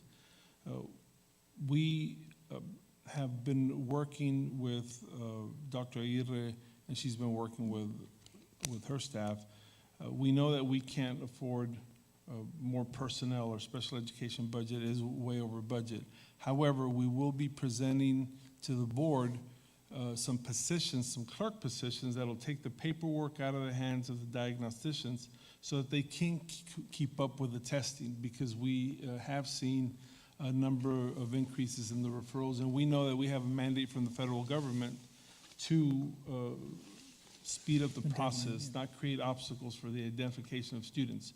So by December, we will bring some current vacant positions that we can transition into these clerk positions. Right now, we're trying to identify, are they going to be a pay grade 2 or pay grade 3? But our diagnosticians definitely need help to be able to test more students. And since I can't hire more diagnosticians, mainly because they're not available, we need to free up the current diagnosticians from as much paperwork as we can so they can keep up with this. So diagnosticians just know that help is on the way as early as December. So we can predict that there will be an increase in enrollment in that category. Yes, sir. That's a very good prediction. Okay. Any other questions? No, sir. No. Thank you for the report. Appreciate Yes, it. sir. I think you're back on board. Item 8F, Campus Performance Objective Report. No, sir, I'm going to address that report if I may. We have developed the campus and district performance objectives. However, we have a new accountability system. Recently, we received some training on how to best predict outcomes and how to set goals for students that need to make improvement. So based on that training, I directed our staff to go back and ensure that the campus and district performance objectives were a clear reflection of how many students needed to make improvement from one category to the next, so that those performance objectives can be real and not just numbers arrived at through calculations. So with your permission, Mr. Mesa, we will bring the campus performance objectives and district performance objectives in December and ensure that they most accurately reflect the accountability system, and then also present them for approval. So I'd like to table this item. Okay. Any observations from the board? Everything's fine? Yeah. Okay, we'll table it for December. Also, sir, if I may, Ms. Gomez pointed out something very important. I'd like to just ride along with the campus performance objectives. I know because as I was driving around town over the weekend, whether it was taking kids to the Veterans Day Parade or moving furniture or working with the Lions Club, passed by a few campuses, and you know, this whole data movement that we've had for the last few years, it's mainly driven by our campus principals. And I know they worked extremely hard over the weekend preparing for today. We make the presentations to the board once a month, but our principals and assistant principals and cluster leaders, department heads, they live this on a day-to-day basis. And as I looked at the clock, I know that the presentations went long. So principals, I really appreciate the work that y'all did over the weekend. It had to have taken days of preparation to get you to what you did today, and mainly on your own time. As soon as Mr. Henge is done with his presentation. Please excuse yourself, and it's cold out there, so you might want to go just be warm. Thank you so much. Thank you, sir. Thank you, Dr. Rios. Then we're down to attendance 8G, attendance and discipline report. Dr. Garza. Mr. Mesa, again, we were not able to provide this report with the board packet because we are having this meeting 1 week ahead of schedule. However, we did complete the report, and I sent it in the board update. Attendance is slightly up as compared to last year for the second 6 weeks. We do have a presentation, and so I'm going to ask Dr. Garza to make the abbreviated presentation on the attendance to show where the increases are and maybe some of the things that we're doing. And unless there's questions on the discipline report, that'll be it, unless you'd like for us to do a full-fledged presentation, sir. No, I saw that on the update. I think everybody did. I just do have a question on the discipline report, just a difference on questions. Thank you, Mr. Mesa. Thank you, Dr. Rios. Yes, sir, we do have some gains this past 6 weeks in comparison to the previous year. Previous 6 weeks, previous year, I did say it correctly at the beginning. There was 6 campuses that actually Sir, it's had. not up there. Oh, I'm sorry. I'm going to go to this slide right here. No signal. I know it's kind of small, but this is the, oh, It's not up. Mr. Luna. They don't see the monitors on the stage, Mr. Luna. We see him up here. Yeah, Mr. Luna's going to fix it. I'm sure that he just has to reboot it. Up here on stage, Mr. Luna.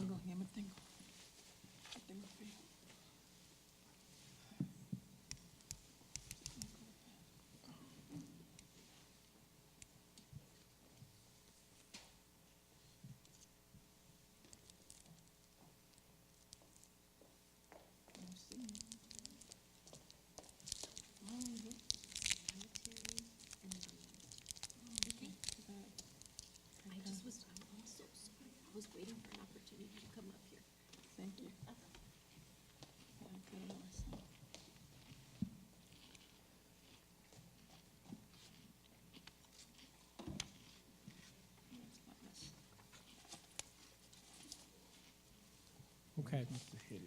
Well, even though it's up, it is a small number. It is, the numbers on top of the chart are small. So I will just tell you what campuses are actually up.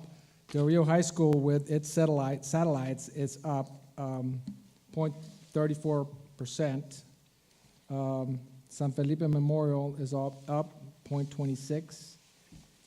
Lamar Elementary is up 0.55. Iron Cartwell is up 0.81.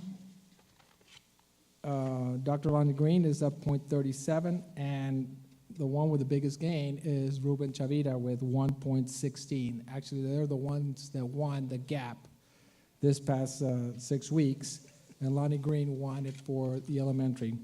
At a district, we have 0.09% up. I know that doesn't sound like much, but just so that you understand and put it in perspective, that means that there is about 240 students that are coming this year per day in comparison to last year. That is a big, significant number.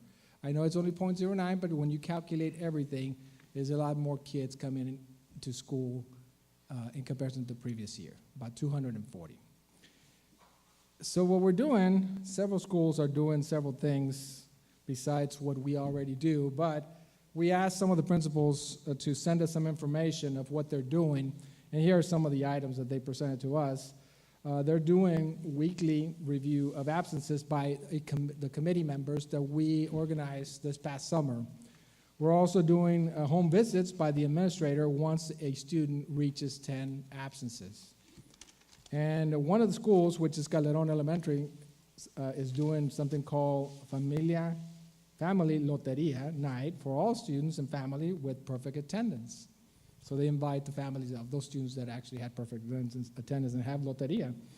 And one of the other things that we are continue doing this year in comparison to last year is making sure that our facilities are clean so that we have our students not getting the virus that is around. I know that this past 6 weeks we had some things that were going around. We had kids that were a little bit sicker than the first 6 weeks, so our custodians are out there cleaning and sanitizing and disinfecting classrooms.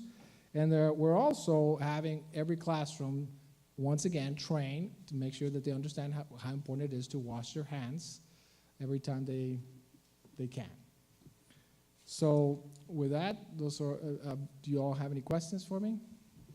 I just want to say that we welcome any improvements, or no matter what percentage, but we welcome the improvement. I think, it's, when I look at some of the strategies, I think there's some innovation there, things that have not been tried before. I've never heard of family loteria, but whatever works, works. And Yes, certainly sir. sanitizing is going to make a difference in regard to, contaminating, the students that, might not be sick, but the ones that do come to school sick can prevent other students from getting what they have. Yes, sir. I know there's some questions with, Well, I also want to mention, a great idea with the family loteria night, by the way. That's great, whatever works. But with the discipline report, that's where I had the questions. Yes, sir. we'll I'll wait just for wait the for that. discipline. Any other questions from board members on attendance? Thank you. Any slide in particular, sir, or? What's the difference between personal, I don't think I see it on that slide, but there was a slide, personal, space, and then, of course, you have the fights. Can you explain that? A fight, well, Yeah. it's a fight. Of course, a fight is a fight, but then what's the difference with invading the personal space? That means that there's probably a student that's actually not committing a fight, but actually harassing someone that the other student is not accepting, and is not actually an altercation, but there is a report from the student, and it might be not necessarily foul language, but aggressiveness towards that student. Okay. Yeah, that's basically the question I had, what was the difference? Yes, sir. All right, thank you. Any other questions from board members? Thank you for the report. Thank you, sir.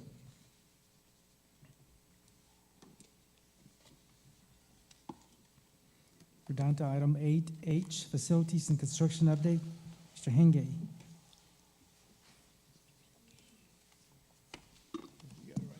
Good evening, President Mesa, Dr. Rios, members of the board.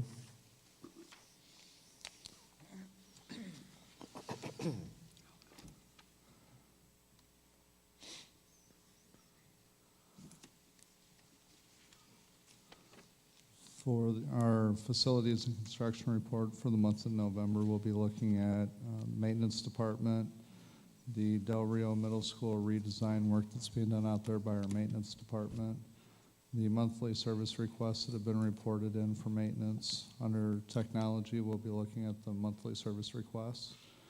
And the new construction portion will highlight our status of Laughlin Elementary STEM magnet, the portable building giveaway status, and the projects that we have going on at Del Rio High School to include restroom renovations, boiler replacement, the ESCO project, as well as 200 wing renovations. So the Del Rio Middle School redesign work, I've included a floor plan as far as what we're working on there with doing the offices on the first floor of the campus. And I've included some photos to show some of the restrooms and highlighted the areas in which, or the office spaces that are being worked on there.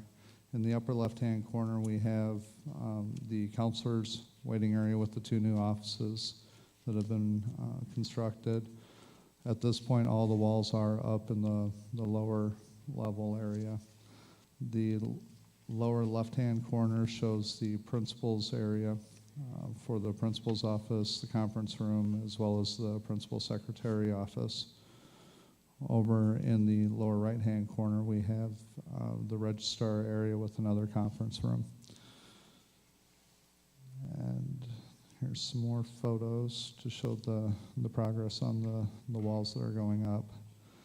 The lower right-hand picture there that has the windows, we're going to be mimicking that over on this upper left-hand corner area where the counselor's office is going to be, because there is like a clover leaf pattern where all the windows come together down there. We are projecting on having that project done in December, so potentially the first week in December we should be wrapping that up. The ticket summary for the maintenance department, we've been working on this over the last few months, trying to clean this up to where it makes a little more sense.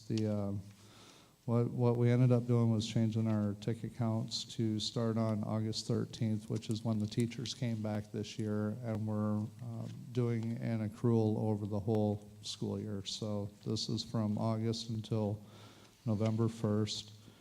The total number of tickets that were created for the maintenance department were 1,462. The total number of tickets closed were 1,053. Leaving 409 tickets open. And of those 409, 300 are within 30 days old. And then we have 109 tickets that are in the 60-day area. So now everything reconciles. We've been working on this for quite some time. The pie chart over the right-hand side shows which trade, what the percentages are per trade based on the tickets that are open. So those percentages are a reflection of the 409 tickets that are currently open within the department. More of the tickets currently being on the 29% with HVAC and plumbing, of course, that's another one that we get a lot of requests from. And the welding portion there, usually that's much higher, but they're completing a lot of projects right now, so those numbers will adjust as we go on with other projects. On the technology department ticket summary, we went and did the same type of format there, just for ease of use. So we had 2,734 tickets that were created since August of 13th of 2018. Closed tickets were 2,563, leaving open tickets of 171, and those are within 30 days old. And unfortunately, with technology, it's a different workflow, so we're not able to get as detailed on the pie chart, but what we have done is broke those off into 3 different categories with your printers, computers, and connectivity issues. So we can have projects in there, we can have tickets that close in 5 minutes, but I wanted to kind of gauge where a lot of those reported issues were coming in. So connectivity could be, for example, the teacher would like to move the computer to the other end of the room, or she's having problems with wireless connecting on a laptop. Printers, that includes printers that are hooked directly into computers, as well as Toshiba copiers. And computers in general would be, or could be, the iPads, laptops, desktops, just anything computer-based. Over time, we'll see if we can split those out and get a little more granular with those categories, but we feel confident in how these numbers are looking and how everything reconciles now. Before, we were doing a 30-day snapshot, and our numbers just didn't seem like they were lining up quite right, so if we do this accrual, I think we'll be where we need to be. New construction, Laughlin. The chain link fence, we do have some photos. That was completed by our maintenance department. This area here is the big gate for service vehicles to come in. I believe it's the north side of the campus. And then there's a walkway gate that was installed on, that might be the east side of the campus. And on the front side, the building shown there where all the bikes are, that's the main office. We decided to do a wrought iron fence in front there, just aesthetically to make it look nicer. And to the left where the wrought iron fence is that's where the signage will end up going for the campus. Painters still need to paint it yet, but they were able to get all the fencing enclosed, so now the campus itself is completely surrounded with fencing around the outer perimeter. There will also be a wrought iron gate being installed here as well that our maintenance guys are building. The bike racks, there was, I believe this one in the lower right-hand corner was donated, but we've built, I believe, 2 or 3 of them now through our welding guys over in maintenance, so it's really coming together. And that's the canopy. They finished the installation on the playground canopy this weekend, so we were able to get this picture inserted and be able to show you what that looks like now. So the canopy portion's done. Water fountain is scheduled to go in this month, as well as the turf that we have sitting in at the warehouse right now. That's already come in, but we're doing this in stages. We really needed to get the canopy in before we could do the outside water fountain and then finalize with the turf. So I'm anticipating by next month's update we'll have some more of those items done, and then that project will begin freed up. Surplus portable buildings, we're waiting on state paperwork on the asbestos to transfer the ownership to the individuals that have put in the request for these. One individual is going to be picking up the one, I believe, over at Cardwell. He's already taken one. And then we found a gentleman out of Uvalde that's going to take the other 6. So we should start seeing some movement on that within the next 30 days. We've been waiting on the ground to dry up, as well as the asbestos paperwork to go through, because that all has to be filed with the state. So that project should be coming off our list also.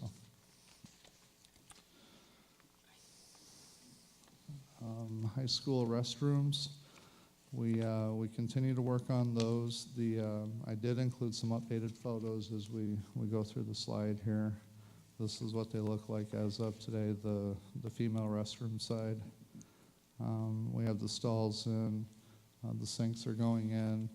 I believe the only portion they're waiting on there yet is for the light assemblies to come in and then put the ceiling tiles in, and that restroom will be back up and functional. So we're anticipating that this week. And then the male side is going to take a little bit longer, but we're anticipating hopefully by the end of next week that one will be getting done. So I look forward to have some more update on that soon. But these were bigger restrooms, so they are taking a little bit longer than the projected 3 weeks.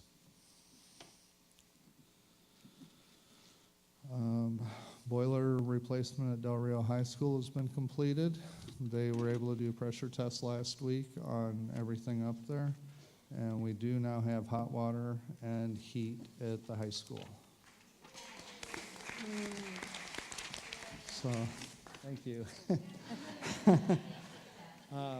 It's taken a while to get to this point, but I was up there today, and this was a good day to actually have that system up and online because it was windy and cold. So thank the board for support on that project, and I know it took a while to plan. There was a lot of people and a lot of work involved in it. So the cooling towers, which are in the lower right-hand corner, are scheduled to be changed out over the Christmas break at the high school. The new ones, in fact, have already arrived. They're sitting outside the high school now. So we will be doing a bunch of work on that. And the ESCO project leading into that. We're still moving forward with the climate controls. I believe they're finishing up at North Heights right now, and then they'll be moving on to Cardwell. We do have more electrical supplies coming in. That's the Connex containers that you see here on our property. They keep coming in with more and more electrical equipment. So we're working and meeting directly with Snyder on a weekly basis now to kind of coordinate everything. There's a lot of logistics involved in it. This week there will be some power outages after hours taking place at the high school for the heating and air conditioning piece of the project. in preparations for a new mechanical room changeover that'll be taking place over Christmas. So several months ago, I showed pictures of some real old electrical and mechanical equipment. All that's supposed to be getting replaced in the upcoming weeks here, so we'll be providing some updates on that, hopefully at the next board meeting.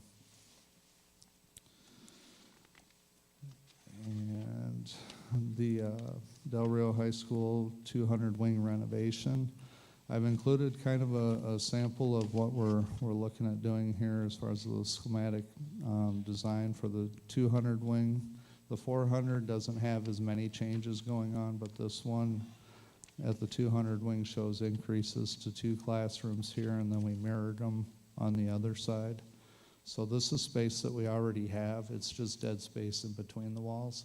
So what we propose to do is increase the size on 4 of the classrooms, keep the other 4 the same size that they are now, and introduce some copier rooms here at centralized locations, moving us in that direction of classrooms being able to print to a copier workspace type room. These rooms don't exist today, but they would after this project. We do have some extensions on classrooms, a new teacher lounge, and a renovated restroom area, as well as a new classroom down at this end. I started putting together a tentative timeline, if you will. There's a lot of things that have to happen with this project because we actually have 2 demos going on. Snyder's going to come in and do the demo on the mechanics and the ceiling, and after they get done, then the architect is coming in with subcontractors to do their demo on the walls and the floors, and then the renovation can start. So I believe Dr. Rios will be working with everyone on a special call to meeting to discuss the schematic design, elevations, colors, things like that. And we're going to try and get that done hopefully pretty soon so we can keep on track with the architects, knowing that they do have a lot of tight schedules to make. Snyder actually wants to start demo in January and be done by March with their portions. So if we time all this out right, by the time school's out, we're well into renovation. By the time school gets back in session, we already have a new wing done, and we're working on a second one. So that's kind of what the expectation is on that. Questions? Questions from board members? Mr. Smith? Couple of questions. First of all, your ticket summary is awesome. I like that. That gives you a tool to know how to man, and that's cool. Thank you. Great idea to get that distribution on that. That's neat.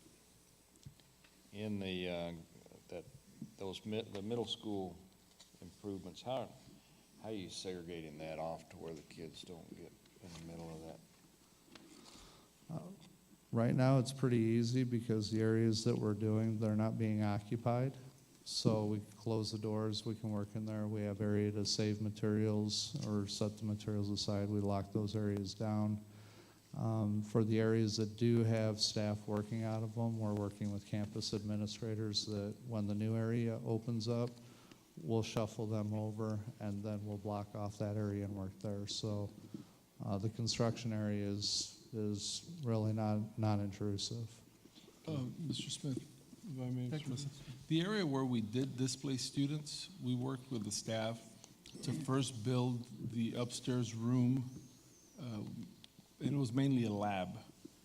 So that we first built them the lab upstairs so that space would be empty. And that's why it hasn't been any bother. We moved the book room upstairs first. So everything was planned for. The 7th grade administration is currently working out of some empty classrooms. So there really is zero intervention to everything that goes on. Okay. All right. Can you go back to this? Oh, you got it.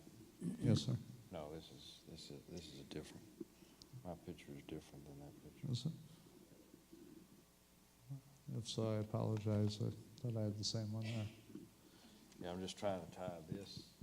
Oh, yes, sorry. There you go. There you go, yeah. I have pictures on top of pictures.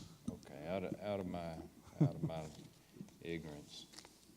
So structurally, this door right here, that's a solid core door?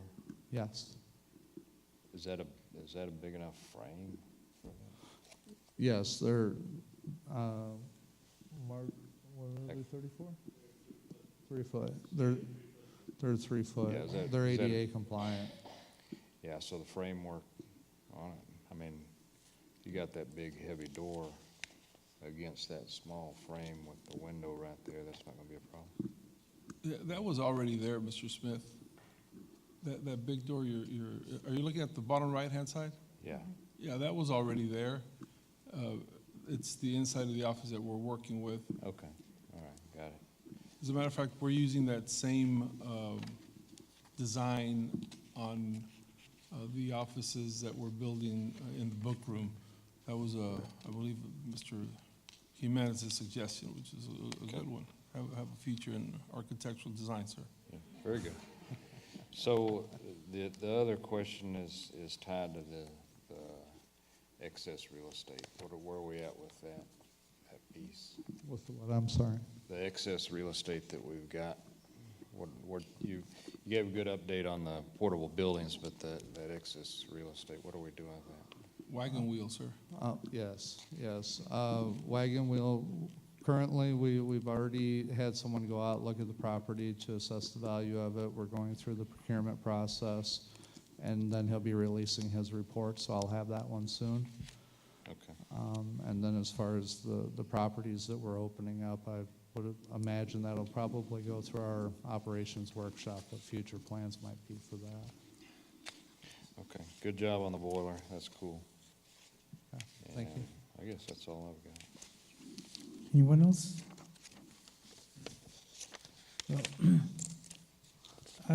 I thought hot water was a given. I didn't think you were going to get an applause for hot water. For the heater. Okay, we're down to item Thank you. 9, consent agenda. One action. Thank you, Mr. Hinge. Thank you, principals. On the consent agenda, Aye. one item, one action will approve all items on the consent agenda. Please look over the items on the consent agenda. If there's any questions or any one item that you would like to pull out from the consent agenda and vote on it separate, we can do that. I do have a question in regard to, and this is for Paula Johnson, 9C, awarding of bids, RFP, RFQ items. I saw 2 categories, awards and rewards, and I saw for the golf equipment and supplies, the bids, but I did not see the one for awarding the bid on awards and rewards.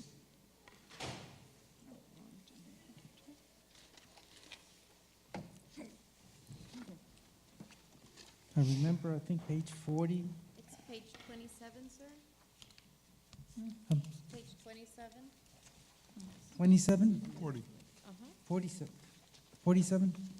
I have 27 in my phone, but it's, it's the, 27.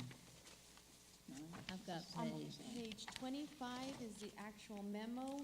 On page 26 is a page that says bids, and then 27, I'll walk up there.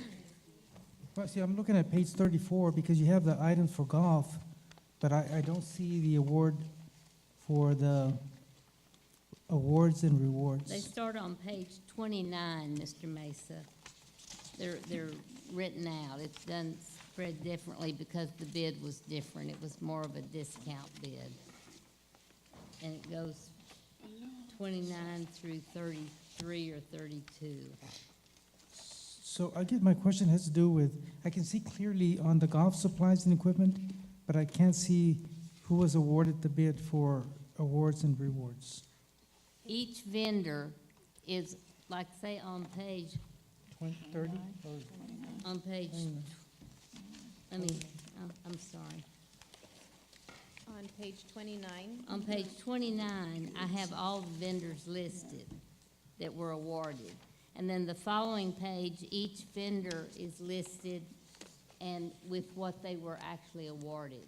Okay, so all of them, all the Yes, vendors? All of them, yes. Okay, that was my question. And the complete list is on page 27. Right.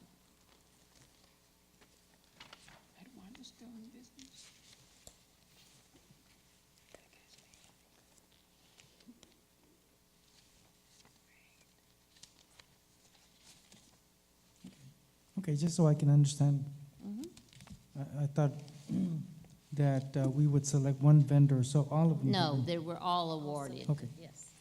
all right, my question's answered. Anyone else have a question in regard to consent agenda? Okay, there being none, then I will entertain a motion to approve all items on the consent agenda. So move. Mr. Contreras has made a motion. Is there a second to the motion? Mr. Smith, all those in favor, please indicate by raising your right hand. Motion carries unanimously. At this time, if I could have my secretary read all the donations so we can, again, show our appreciation to all the people that have donated. And I do believe we have a page in regard to, They gave me a Okay. abbreviated one, Ms. Yanakani Valdez, thank you. Okay, these are the monetary donations. Deanna McCracken, $12, Buena Vista Robotics. The Spot and Pro Shop, $300, Buena Vista Student Council. Les Henge, $300, Del Rio High School CTE Auto Mechanics. Del Rio Ram Band Booster Club, $9,659.86, Del Rio High School Band. Volleyball Booster Club, $3,564 to Del Rio High School volleyball team. The Spot and Pro Shop, grand total $537. Dr. Fermin Calderon Elementary School, Garfield Elementary School, Lamar Elementary Student Council, Laughlin STEM Magnet Elementary School. Air Force Federal Credit Union, $200, Irene C. Cardwell Elementary School. Anonymous, $100, Irene C. Cardwell Elementary School. Berta Gonzalez, $5, Lamar Elementary Kindergarten. These are the non-monetary donations. Home Depot, Blended Academy, $74.24 value. Sharky's, Blended Academy, $30 value. Border Federal Credit Union, Dr. Fermin Calderon Elementary, $300 value. City Church of Del Rio, Dr. Fermin Calderon Elementary, $600 value. Border Federal Credit Union, Dr. Lonnie Green Elementary School, $500 value. First United Methodist Church, Garfield Elementary, $600 value. Border Federal Credit Union, North Heights Elementary School, $30 value. Pablo Rodriguez III, North Heights Elementary School, $58 value.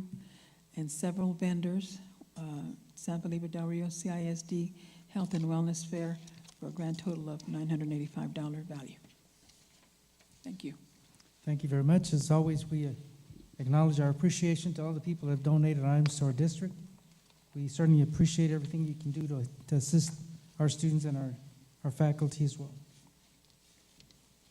We're down to item 10, administrative, yes. And I would like to just remind the board members that item 10A, B, and C have been tabled because they're still tabulating the results, the ballots. So they're not complete to, again, have the canvassing of election in regard to the TRE. So again, item 10A, B, and C will be tabled until the next meeting. And we would like to move item 15A all the way up to the front, if there's no objection to board members. Has to do with student services. Consideration to approve an agreement between San Felipe Del Rio CISD and Valverde Regional Medical Center for the purpose of providing a teen pregnancy program called Making Proud Choices. The program will be implemented at Del Rio Middle School 7th grade campus. With Dr. Garza. Thank you, Mr. Mesa, Dr. Rios, members of the board. Thank you for allowing us to move it up. We do have Ms. Peter here. She's a diagnostician for Valverde Medical Regional Hospital. We also have her partner, Ms. Ramirez. They will both present. Thank you very much.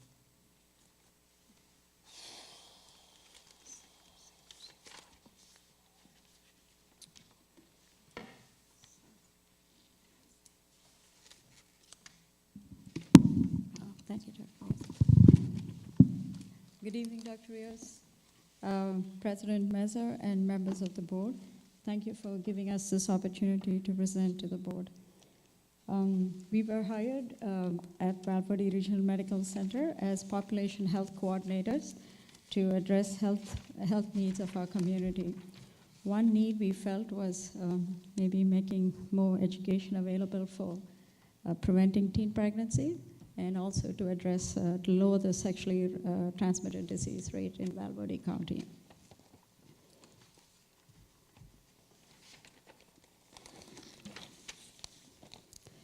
Childhood poverty is defined as children, a family of 4 living less than, making less than $22,600 annual income. Reducing teen pregnancy and birth is one of the most, one of the most effective ways of reducing child poverty in the country. Some of the economic costs tied with teen births. We know that young teen moms, when they have children, they have a higher incidence of low birth weight infants. They also have a higher incidence of Down syndrome. We know maternal age affects that particular syndrome, and have a higher maternal age and a lower maternal age, as in teen pregnancy. We also know that children born to young teenage parents have got poor health. There's a poor mother and child bonding. We know that from our own San Felipe school district that teen parents have a higher rate of dropping out of school. There's low higher education enrollment, and of course higher pregnancy-related deaths. As an industrialized country, America is still very high in teen pregnancy rate. This table is 2007. Currently, we are at 57 per 1,000 teen birth rates.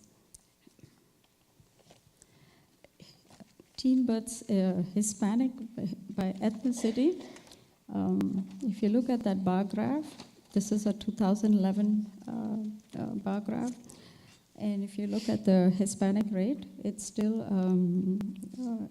pretty high in Texas, 65.7 compared to 49.6.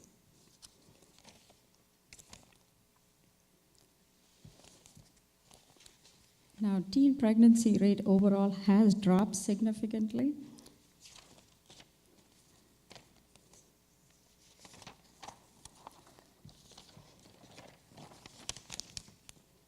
You'll see that from 91 to 2015, we have made significant changes in teen pregnancy. There's a big drop for white population. Caucasian has dropped 58%, black is 71%, the Hispanic population still being the lowest changes at 56%. And teen pregnancy rate in 2013 was 58 per 1,000 girls. In Valverde County, it's still pretty high. It's still at 78 per 1,000.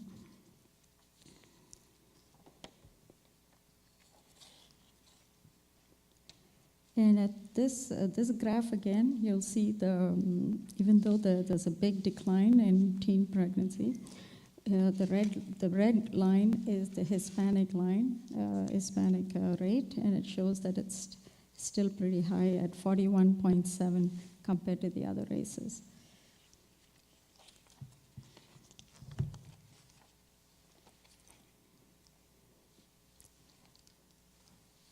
Again, Valverde County is still very high with the dark red coloring compared to other counties in Texas. This was a community health assessment done in 2015 by Valverde County. And in 2015, the teen birth rate was at 81%, compared to Texas at 55% and 20% in top US performers.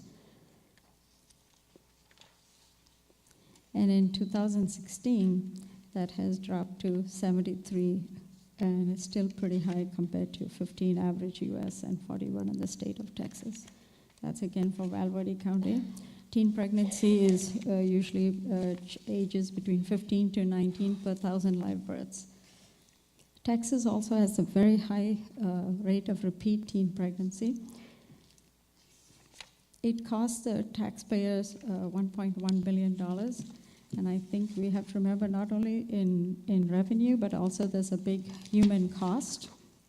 We know that children are definitely at a big disadvantage, as stated previously, from having a teen parent.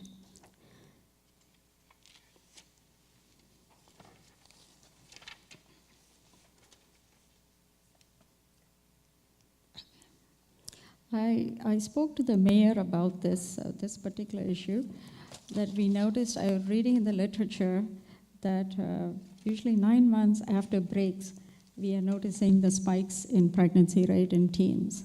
So we did speak to the mayor and ask him if there's any kind of parks or recreational activity, maybe like an extended Y, that we could bring to Del Rio so that teens could have some activities when they're out of school or after school.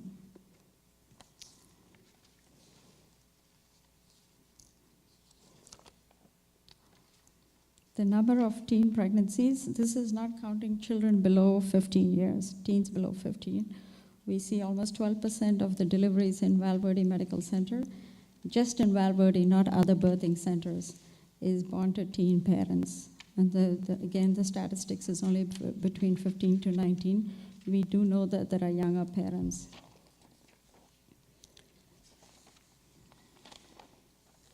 And some of the causes, again, peer pressure, lack of reproductive knowledge, or they are very unaware of human sexuality. We do see that the literature supports there are single parents that have got a higher rate of their teens getting pregnant, a low self-esteem. They have an absence of goals for higher learning, of course, poverty, pressure from males, and inability to picture themselves with a positive future.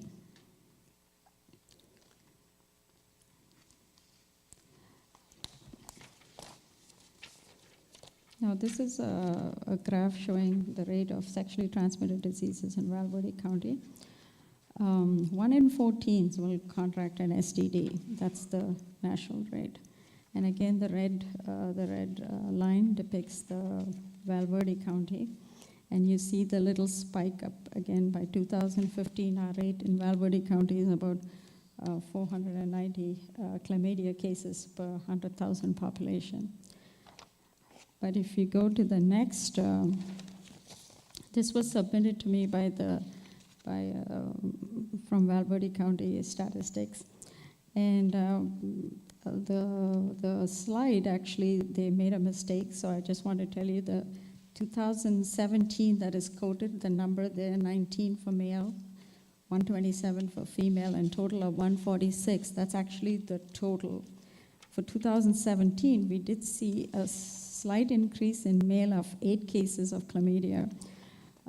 It did drop in female because females usually have a higher rate of chlamydia cases because they are more predisposed to that bacteria, and a total of 36 cases for 2017. So it dropped from 2016, the chlamydia cases, which is really good. But overall, we are seeing right now cases in Valverde County. These are only reported and treated in Valverde County. We don't know if they get treated in Acuña. So it's about 146 cases right now.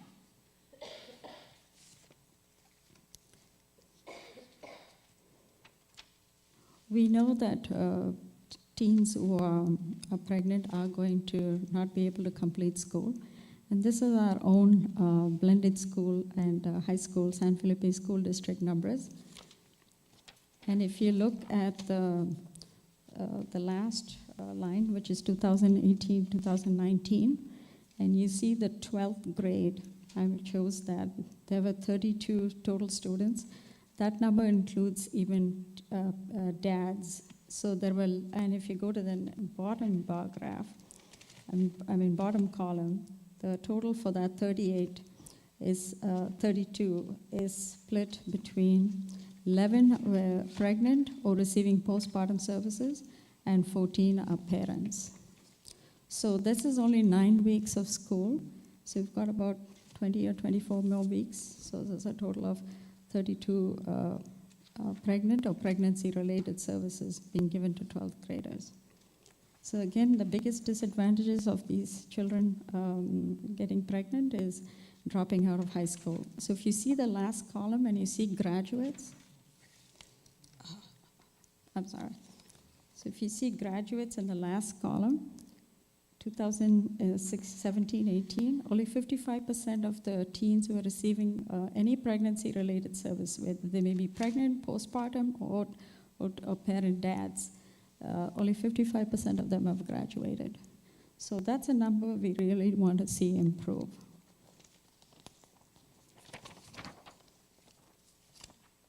So the best, talking to all the pediatricians in the area, we found out that definitely education is will be, I think, play a key role in preventing this.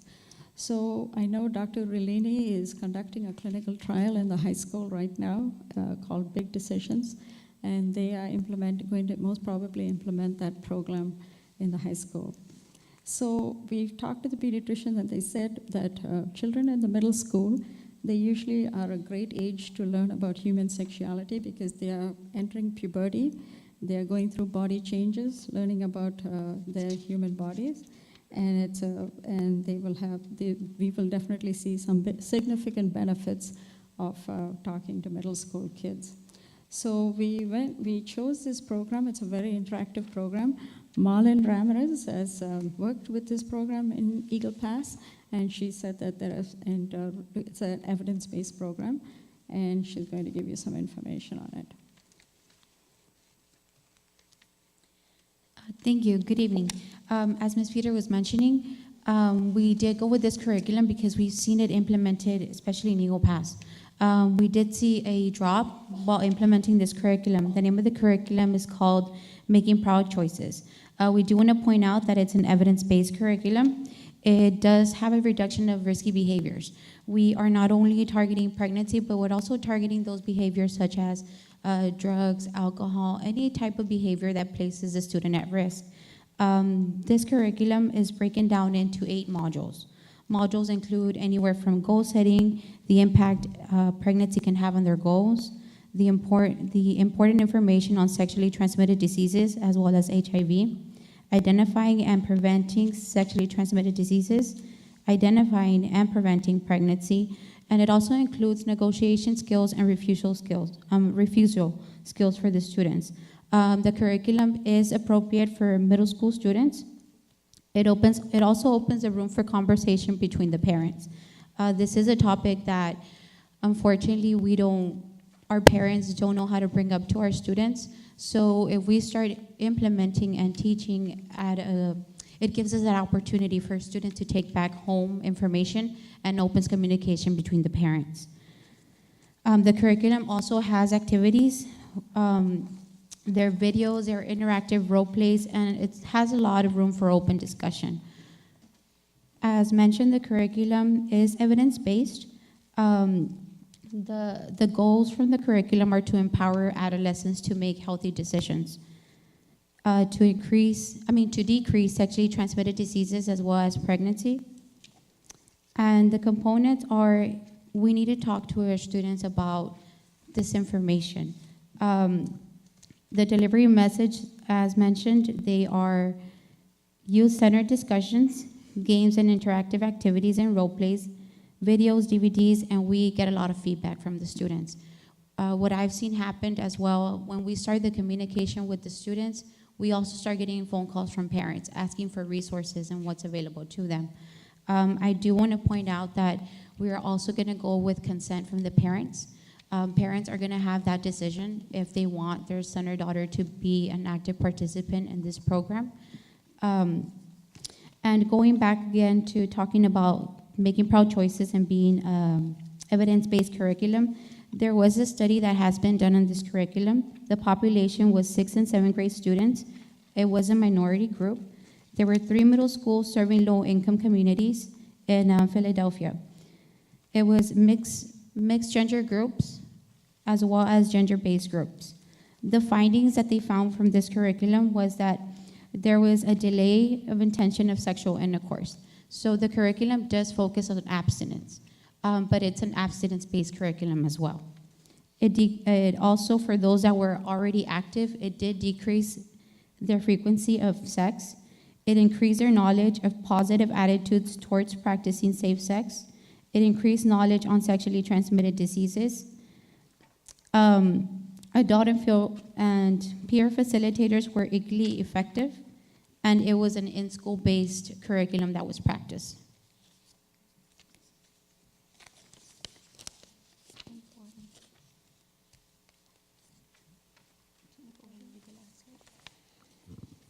Oh, I thought this was a great quote I saw with what Tony Blair has written.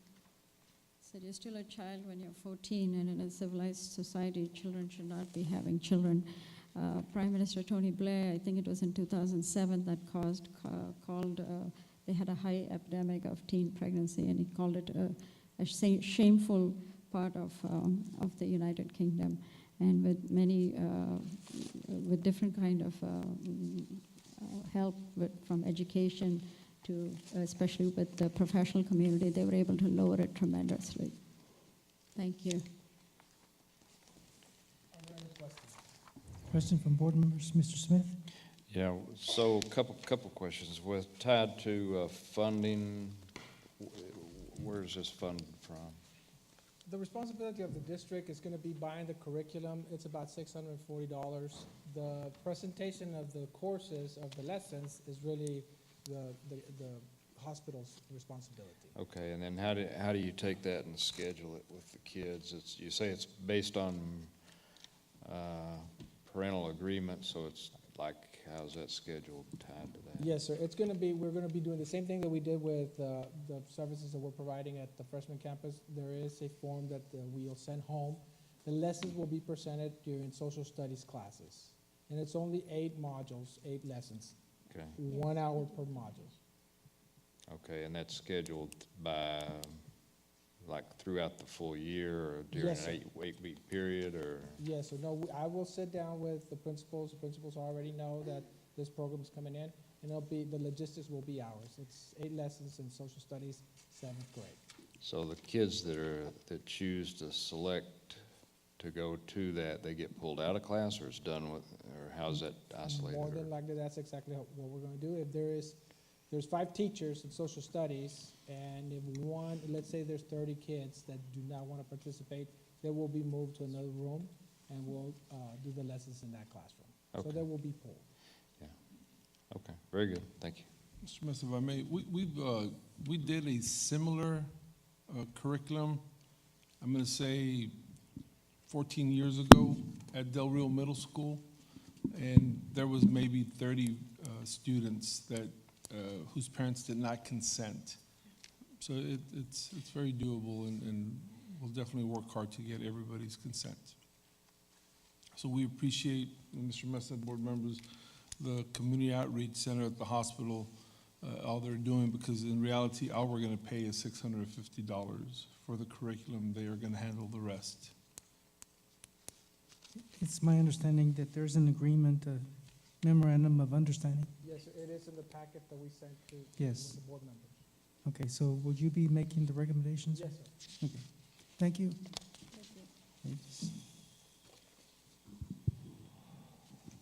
It is the recommendation of the administration that the Board of Trustees approve an agreement between San Felipe, Del Rio CISD, and Valverde Regional Medical Hospital for the purpose of providing a teen pregnancy program called Making Proud Choices as presented, and allow Dr. Rios to sign the agreement. You've heard the recommendation. I will entertain a motion for approval. Mr. Smith, seconded by Mrs. Webb. All those in favor, please indicate by raising your right hand. Motion carries unanimously. Thank you very much, ladies. We appreciate it. At this time, I'd like to have a 10-minute recess so we can have at least a restroom break. We'll come back, the time is 9:11. We will come back, reconvene into open session again at 9:21.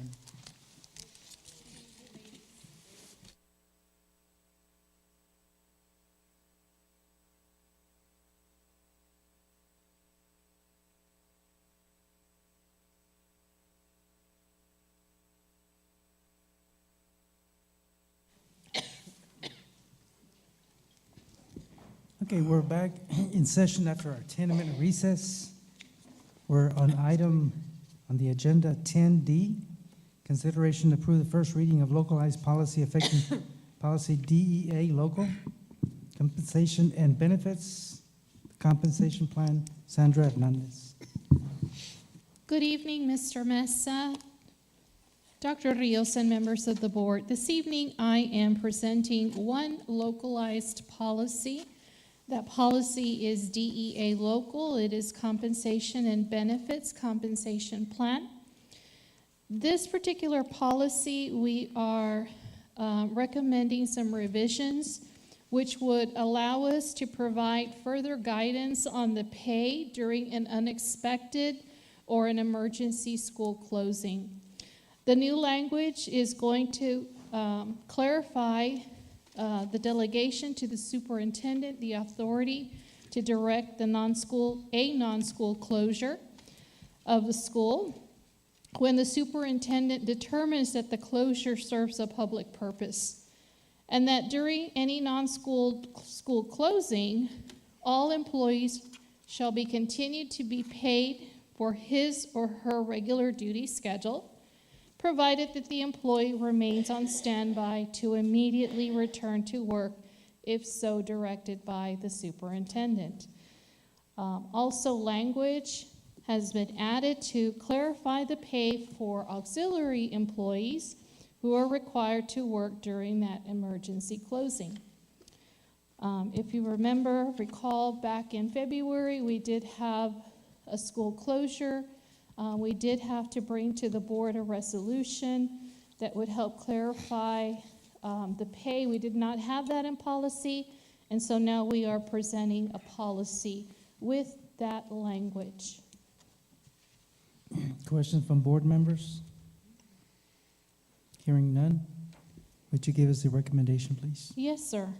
It is the recommendation of the administration that the Board of Trustees approve the first reading of DEA local and the revisions to the language in this policy as recommended by the Policy Committee Review Committee.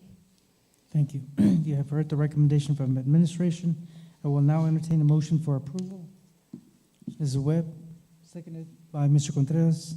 All those in favor, please indicate by raising your right hand. Motion carries unanimously. Thank you, sir. Thank you very much. Item 13, Business and Finance. We have no items under Curriculum Instruction or Technology Operations.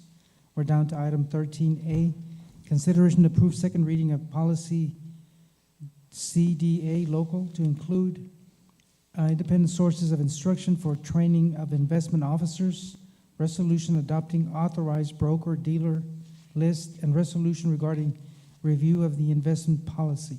Yanakani Valdez. Thank you, Mr. Mesa, Dr. Rios, and the rest of the board. This board policy is part of an annual process that is required through CDA legal for the board to establish a local policy on investments. This local policy is to be reviewed every year, and a resolution is to be approved at the second reading, which makes note of what changes were made if any changes were made to the policy. During the October regular meeting, we had the first reading, and the changes are recommended by our investment advisor, which is Patterson and Associates. And included in this second reading, we're asking also to approve the independent sources of instruction, which are listed in the memo.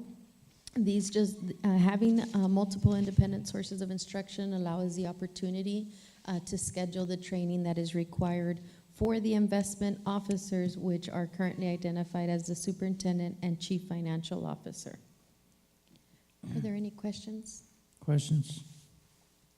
Hearing none, then would you please make the recommendation from Yes, sir. administration?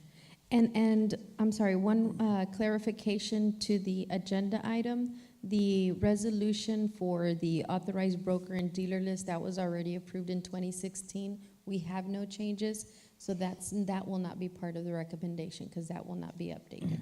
Sorry. But the recommendation, it is the recommendation of the administration that the Board of Trustees approve second reading of policy CDA local to include independent sources of instruction for the training of investment officers and resolution regarding review of the investment policy. Thank you. I will entertain a motion for approval on this recommendation. So moved. Mr. Contreras, seconded by Mr. Smith. All those in favor, please indicate by raising your right hand. Motion carries unanimously. Thank you so much. We're down to item 14A, consideration to approve updates to the 2018-2019 district compensation plans. Aide Garcia. Good evening, Mr. Mesa, Dr. Rios, members of the board. We have one small update for the district compensation pay plan, and it's listed under substitute pay scale. That is for long-term. We've always had, after 5 consecutive days for the same instructor, the rate increases. For some reason, the plan said 6 days, so we're just going to update that to 5. So you're changing from 6 to 5. Right. It's always been 5, but for some reason it was listed as 6. It was a glitch. Mhm. Okay. Questions from board members? Hearing none, recommendation, please. Yes, sir. It is the recommendation of the administration that the Board of Trustees approve the updates to the 2018-2019 district compensation plans as presented. You have heard the recommendation from administration. I entertain a motion for approval. Mr. Contreras, seconded by Ms. Gonzalez. Did you read? Ms. Gonzalez? Yes. All those in favor, please indicate by raising your right hand. Motion carries unanimously. Thank you very much. We're down to item 14B, consideration to approve the conversion of a food service worker, current budgeted position to an assistant food service manager position at Garfield Elementary. Aide Garcia. Yes, sir. Currently, we have a vacancy for a food service worker, and our food service department requested to convert this position to a food service manager. Since Garfield is a satellite campus to Blended and SGLC, this will give them additional support. Questions from board members? What's the cost of that adjustment? It's $4,000 for that one. Any other questions? Recommendation, please. It is a recommendation of the administration that the Board of Trustees approve the conversion of a food service worker position to an assistant food service manager at Garfield. You have heard the recommendation from administration. I will entertain a motion for approval. Mr. Contreras, seconded by Ms. Gonzalez. All those in favor, please indicate by raising your right hand. Motion carries unanimously. Thank you very much. Item 14C, consideration to approve the conversion of a custodian current budgeted position to a head custodian position at Del Rio Middle School. Aide Garcia. Yes, sir. Mr. Henge and Mr. Alsep recommended to convert a vacancy that we have for a custodian to a head custodian at Del Rio Middle School to support the realignment and separating the 7th and 8th grade campus. So there will be one head custodian for 8th grade, one for 7th grade. Yes, sir. Okay. Questions from board members? Hearing none, would you make the recommendation from administration? It is a recommendation Let of me the... ask one question. One real quick. question, Mr. So, what, we're not adding a head, we're just, Converting. right, so we're not adding a head to the district. It's just adding a position within inside the same organization. Right, we're going to convert the custodian to a head custodian. So how many custodians are there? They're at, help me out, Les, where's Les? Oh, he's not here. We have, do you remember, Monica?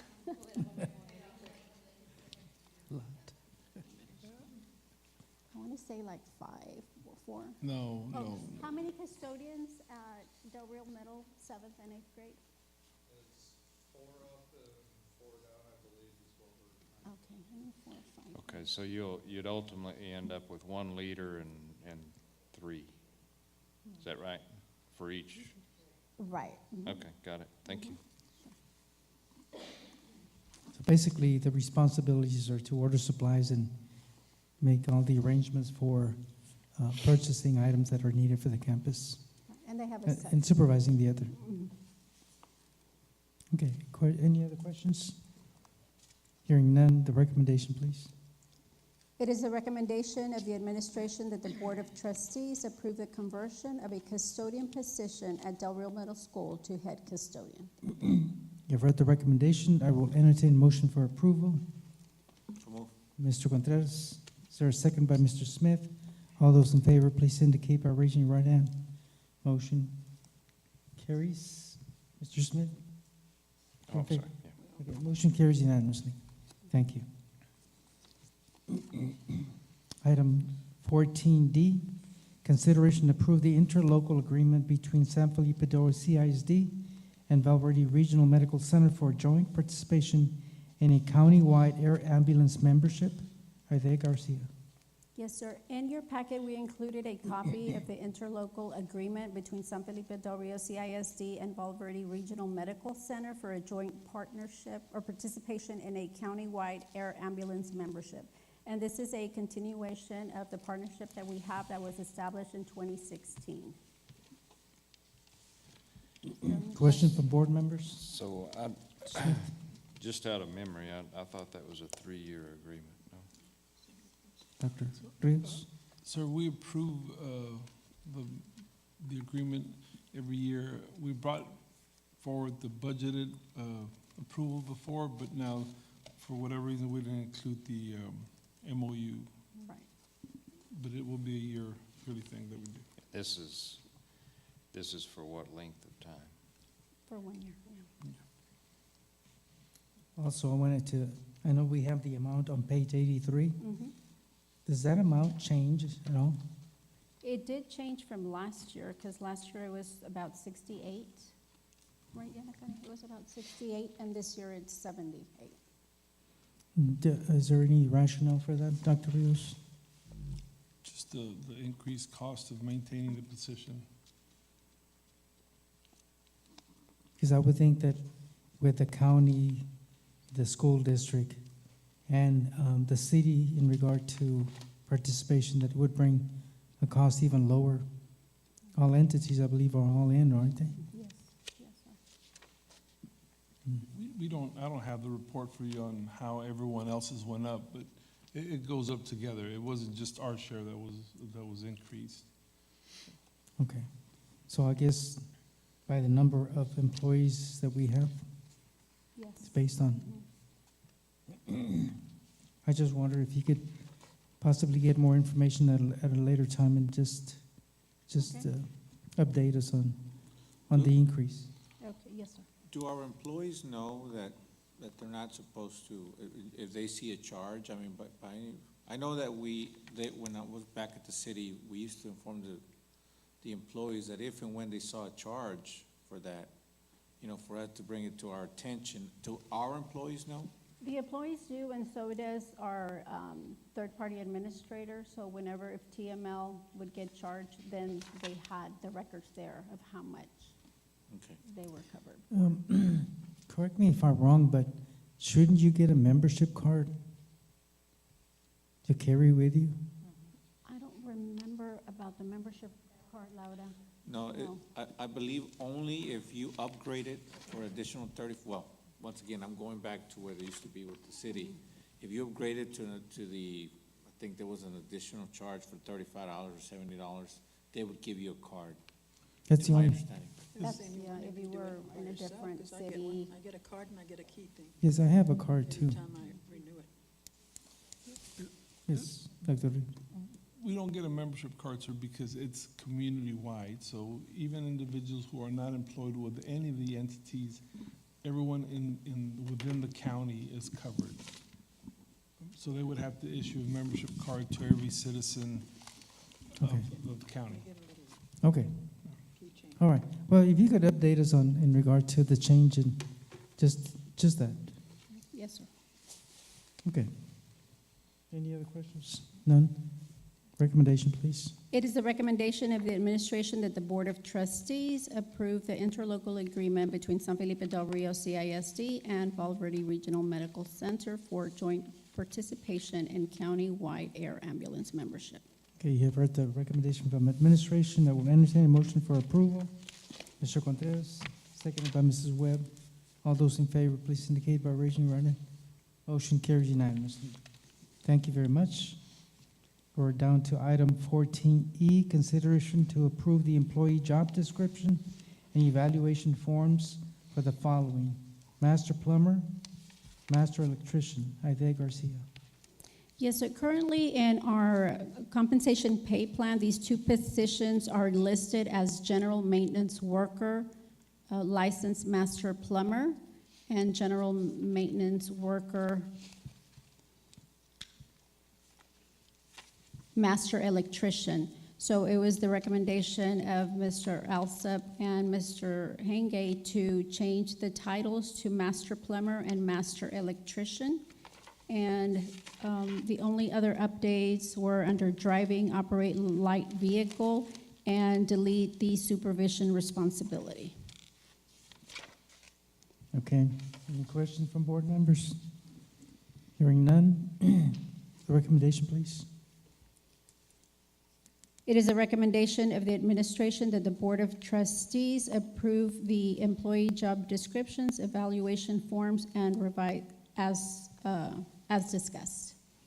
You've heard the recommendation. Is there a motion for approval? Mr. Contreras, seconded by Mr. Smith. All those in favor, please indicate by raising your right hand. Motion carries unanimously. Thank you very much. We're now on item 16 on the agenda. We're going into closed session in regard to items posted on the agenda, sessions that will be held on any or on all subjects and purposes permitted by sections 551.071, 551.072, 551.073, 551.074, 551.076, 551.082, 551.084, and section 551.087 of the Government Code, Texas Open Meetings Act. If a final vote is required, all matter will be considered in open session after reconvening from closed session. The time is 9:38. We're now in closed session.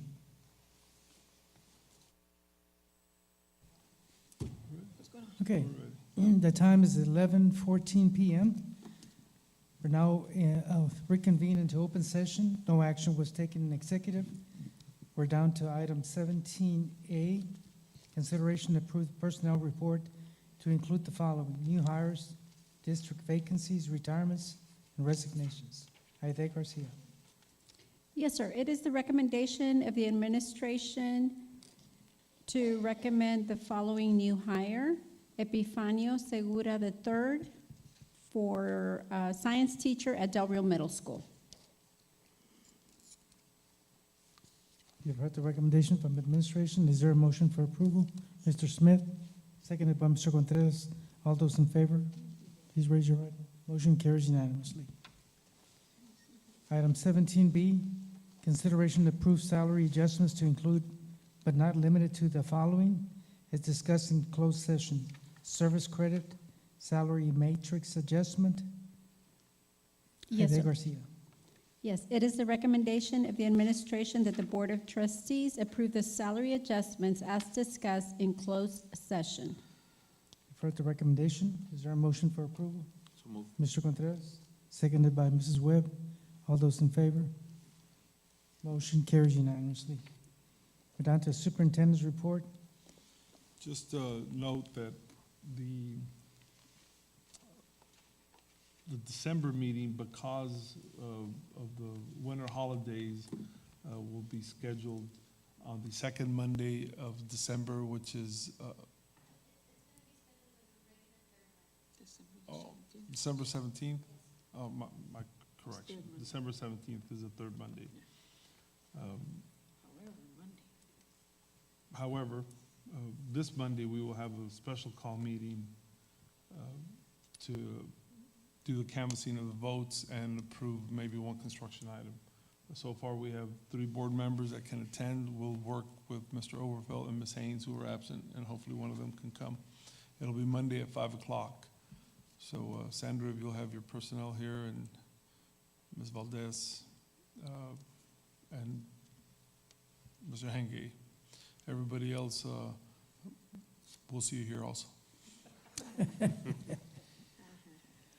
Okay, so board members, make sure you write that adjusted time of 5 p.m. on Monday. And then it'll be the next meeting, December 17th, at regular time at 6 p.m. Also reminder, Dr. Rios, at the Thanksgiving dinner. Yes, thank you, Mr. Mesa. I hope that y'all can join us Wednesday at 11:30 at the San Felipe Lions Club for a Thanksgiving lunch with our staff. That's Wednesday at 11:30. Okay, thank you. There being no other item on the agenda, I entertain a motion for adjournment. Mr. Contreras, seconded by Mrs. Webb. All those in favor? Motion carries unanimously. Good night, everyone.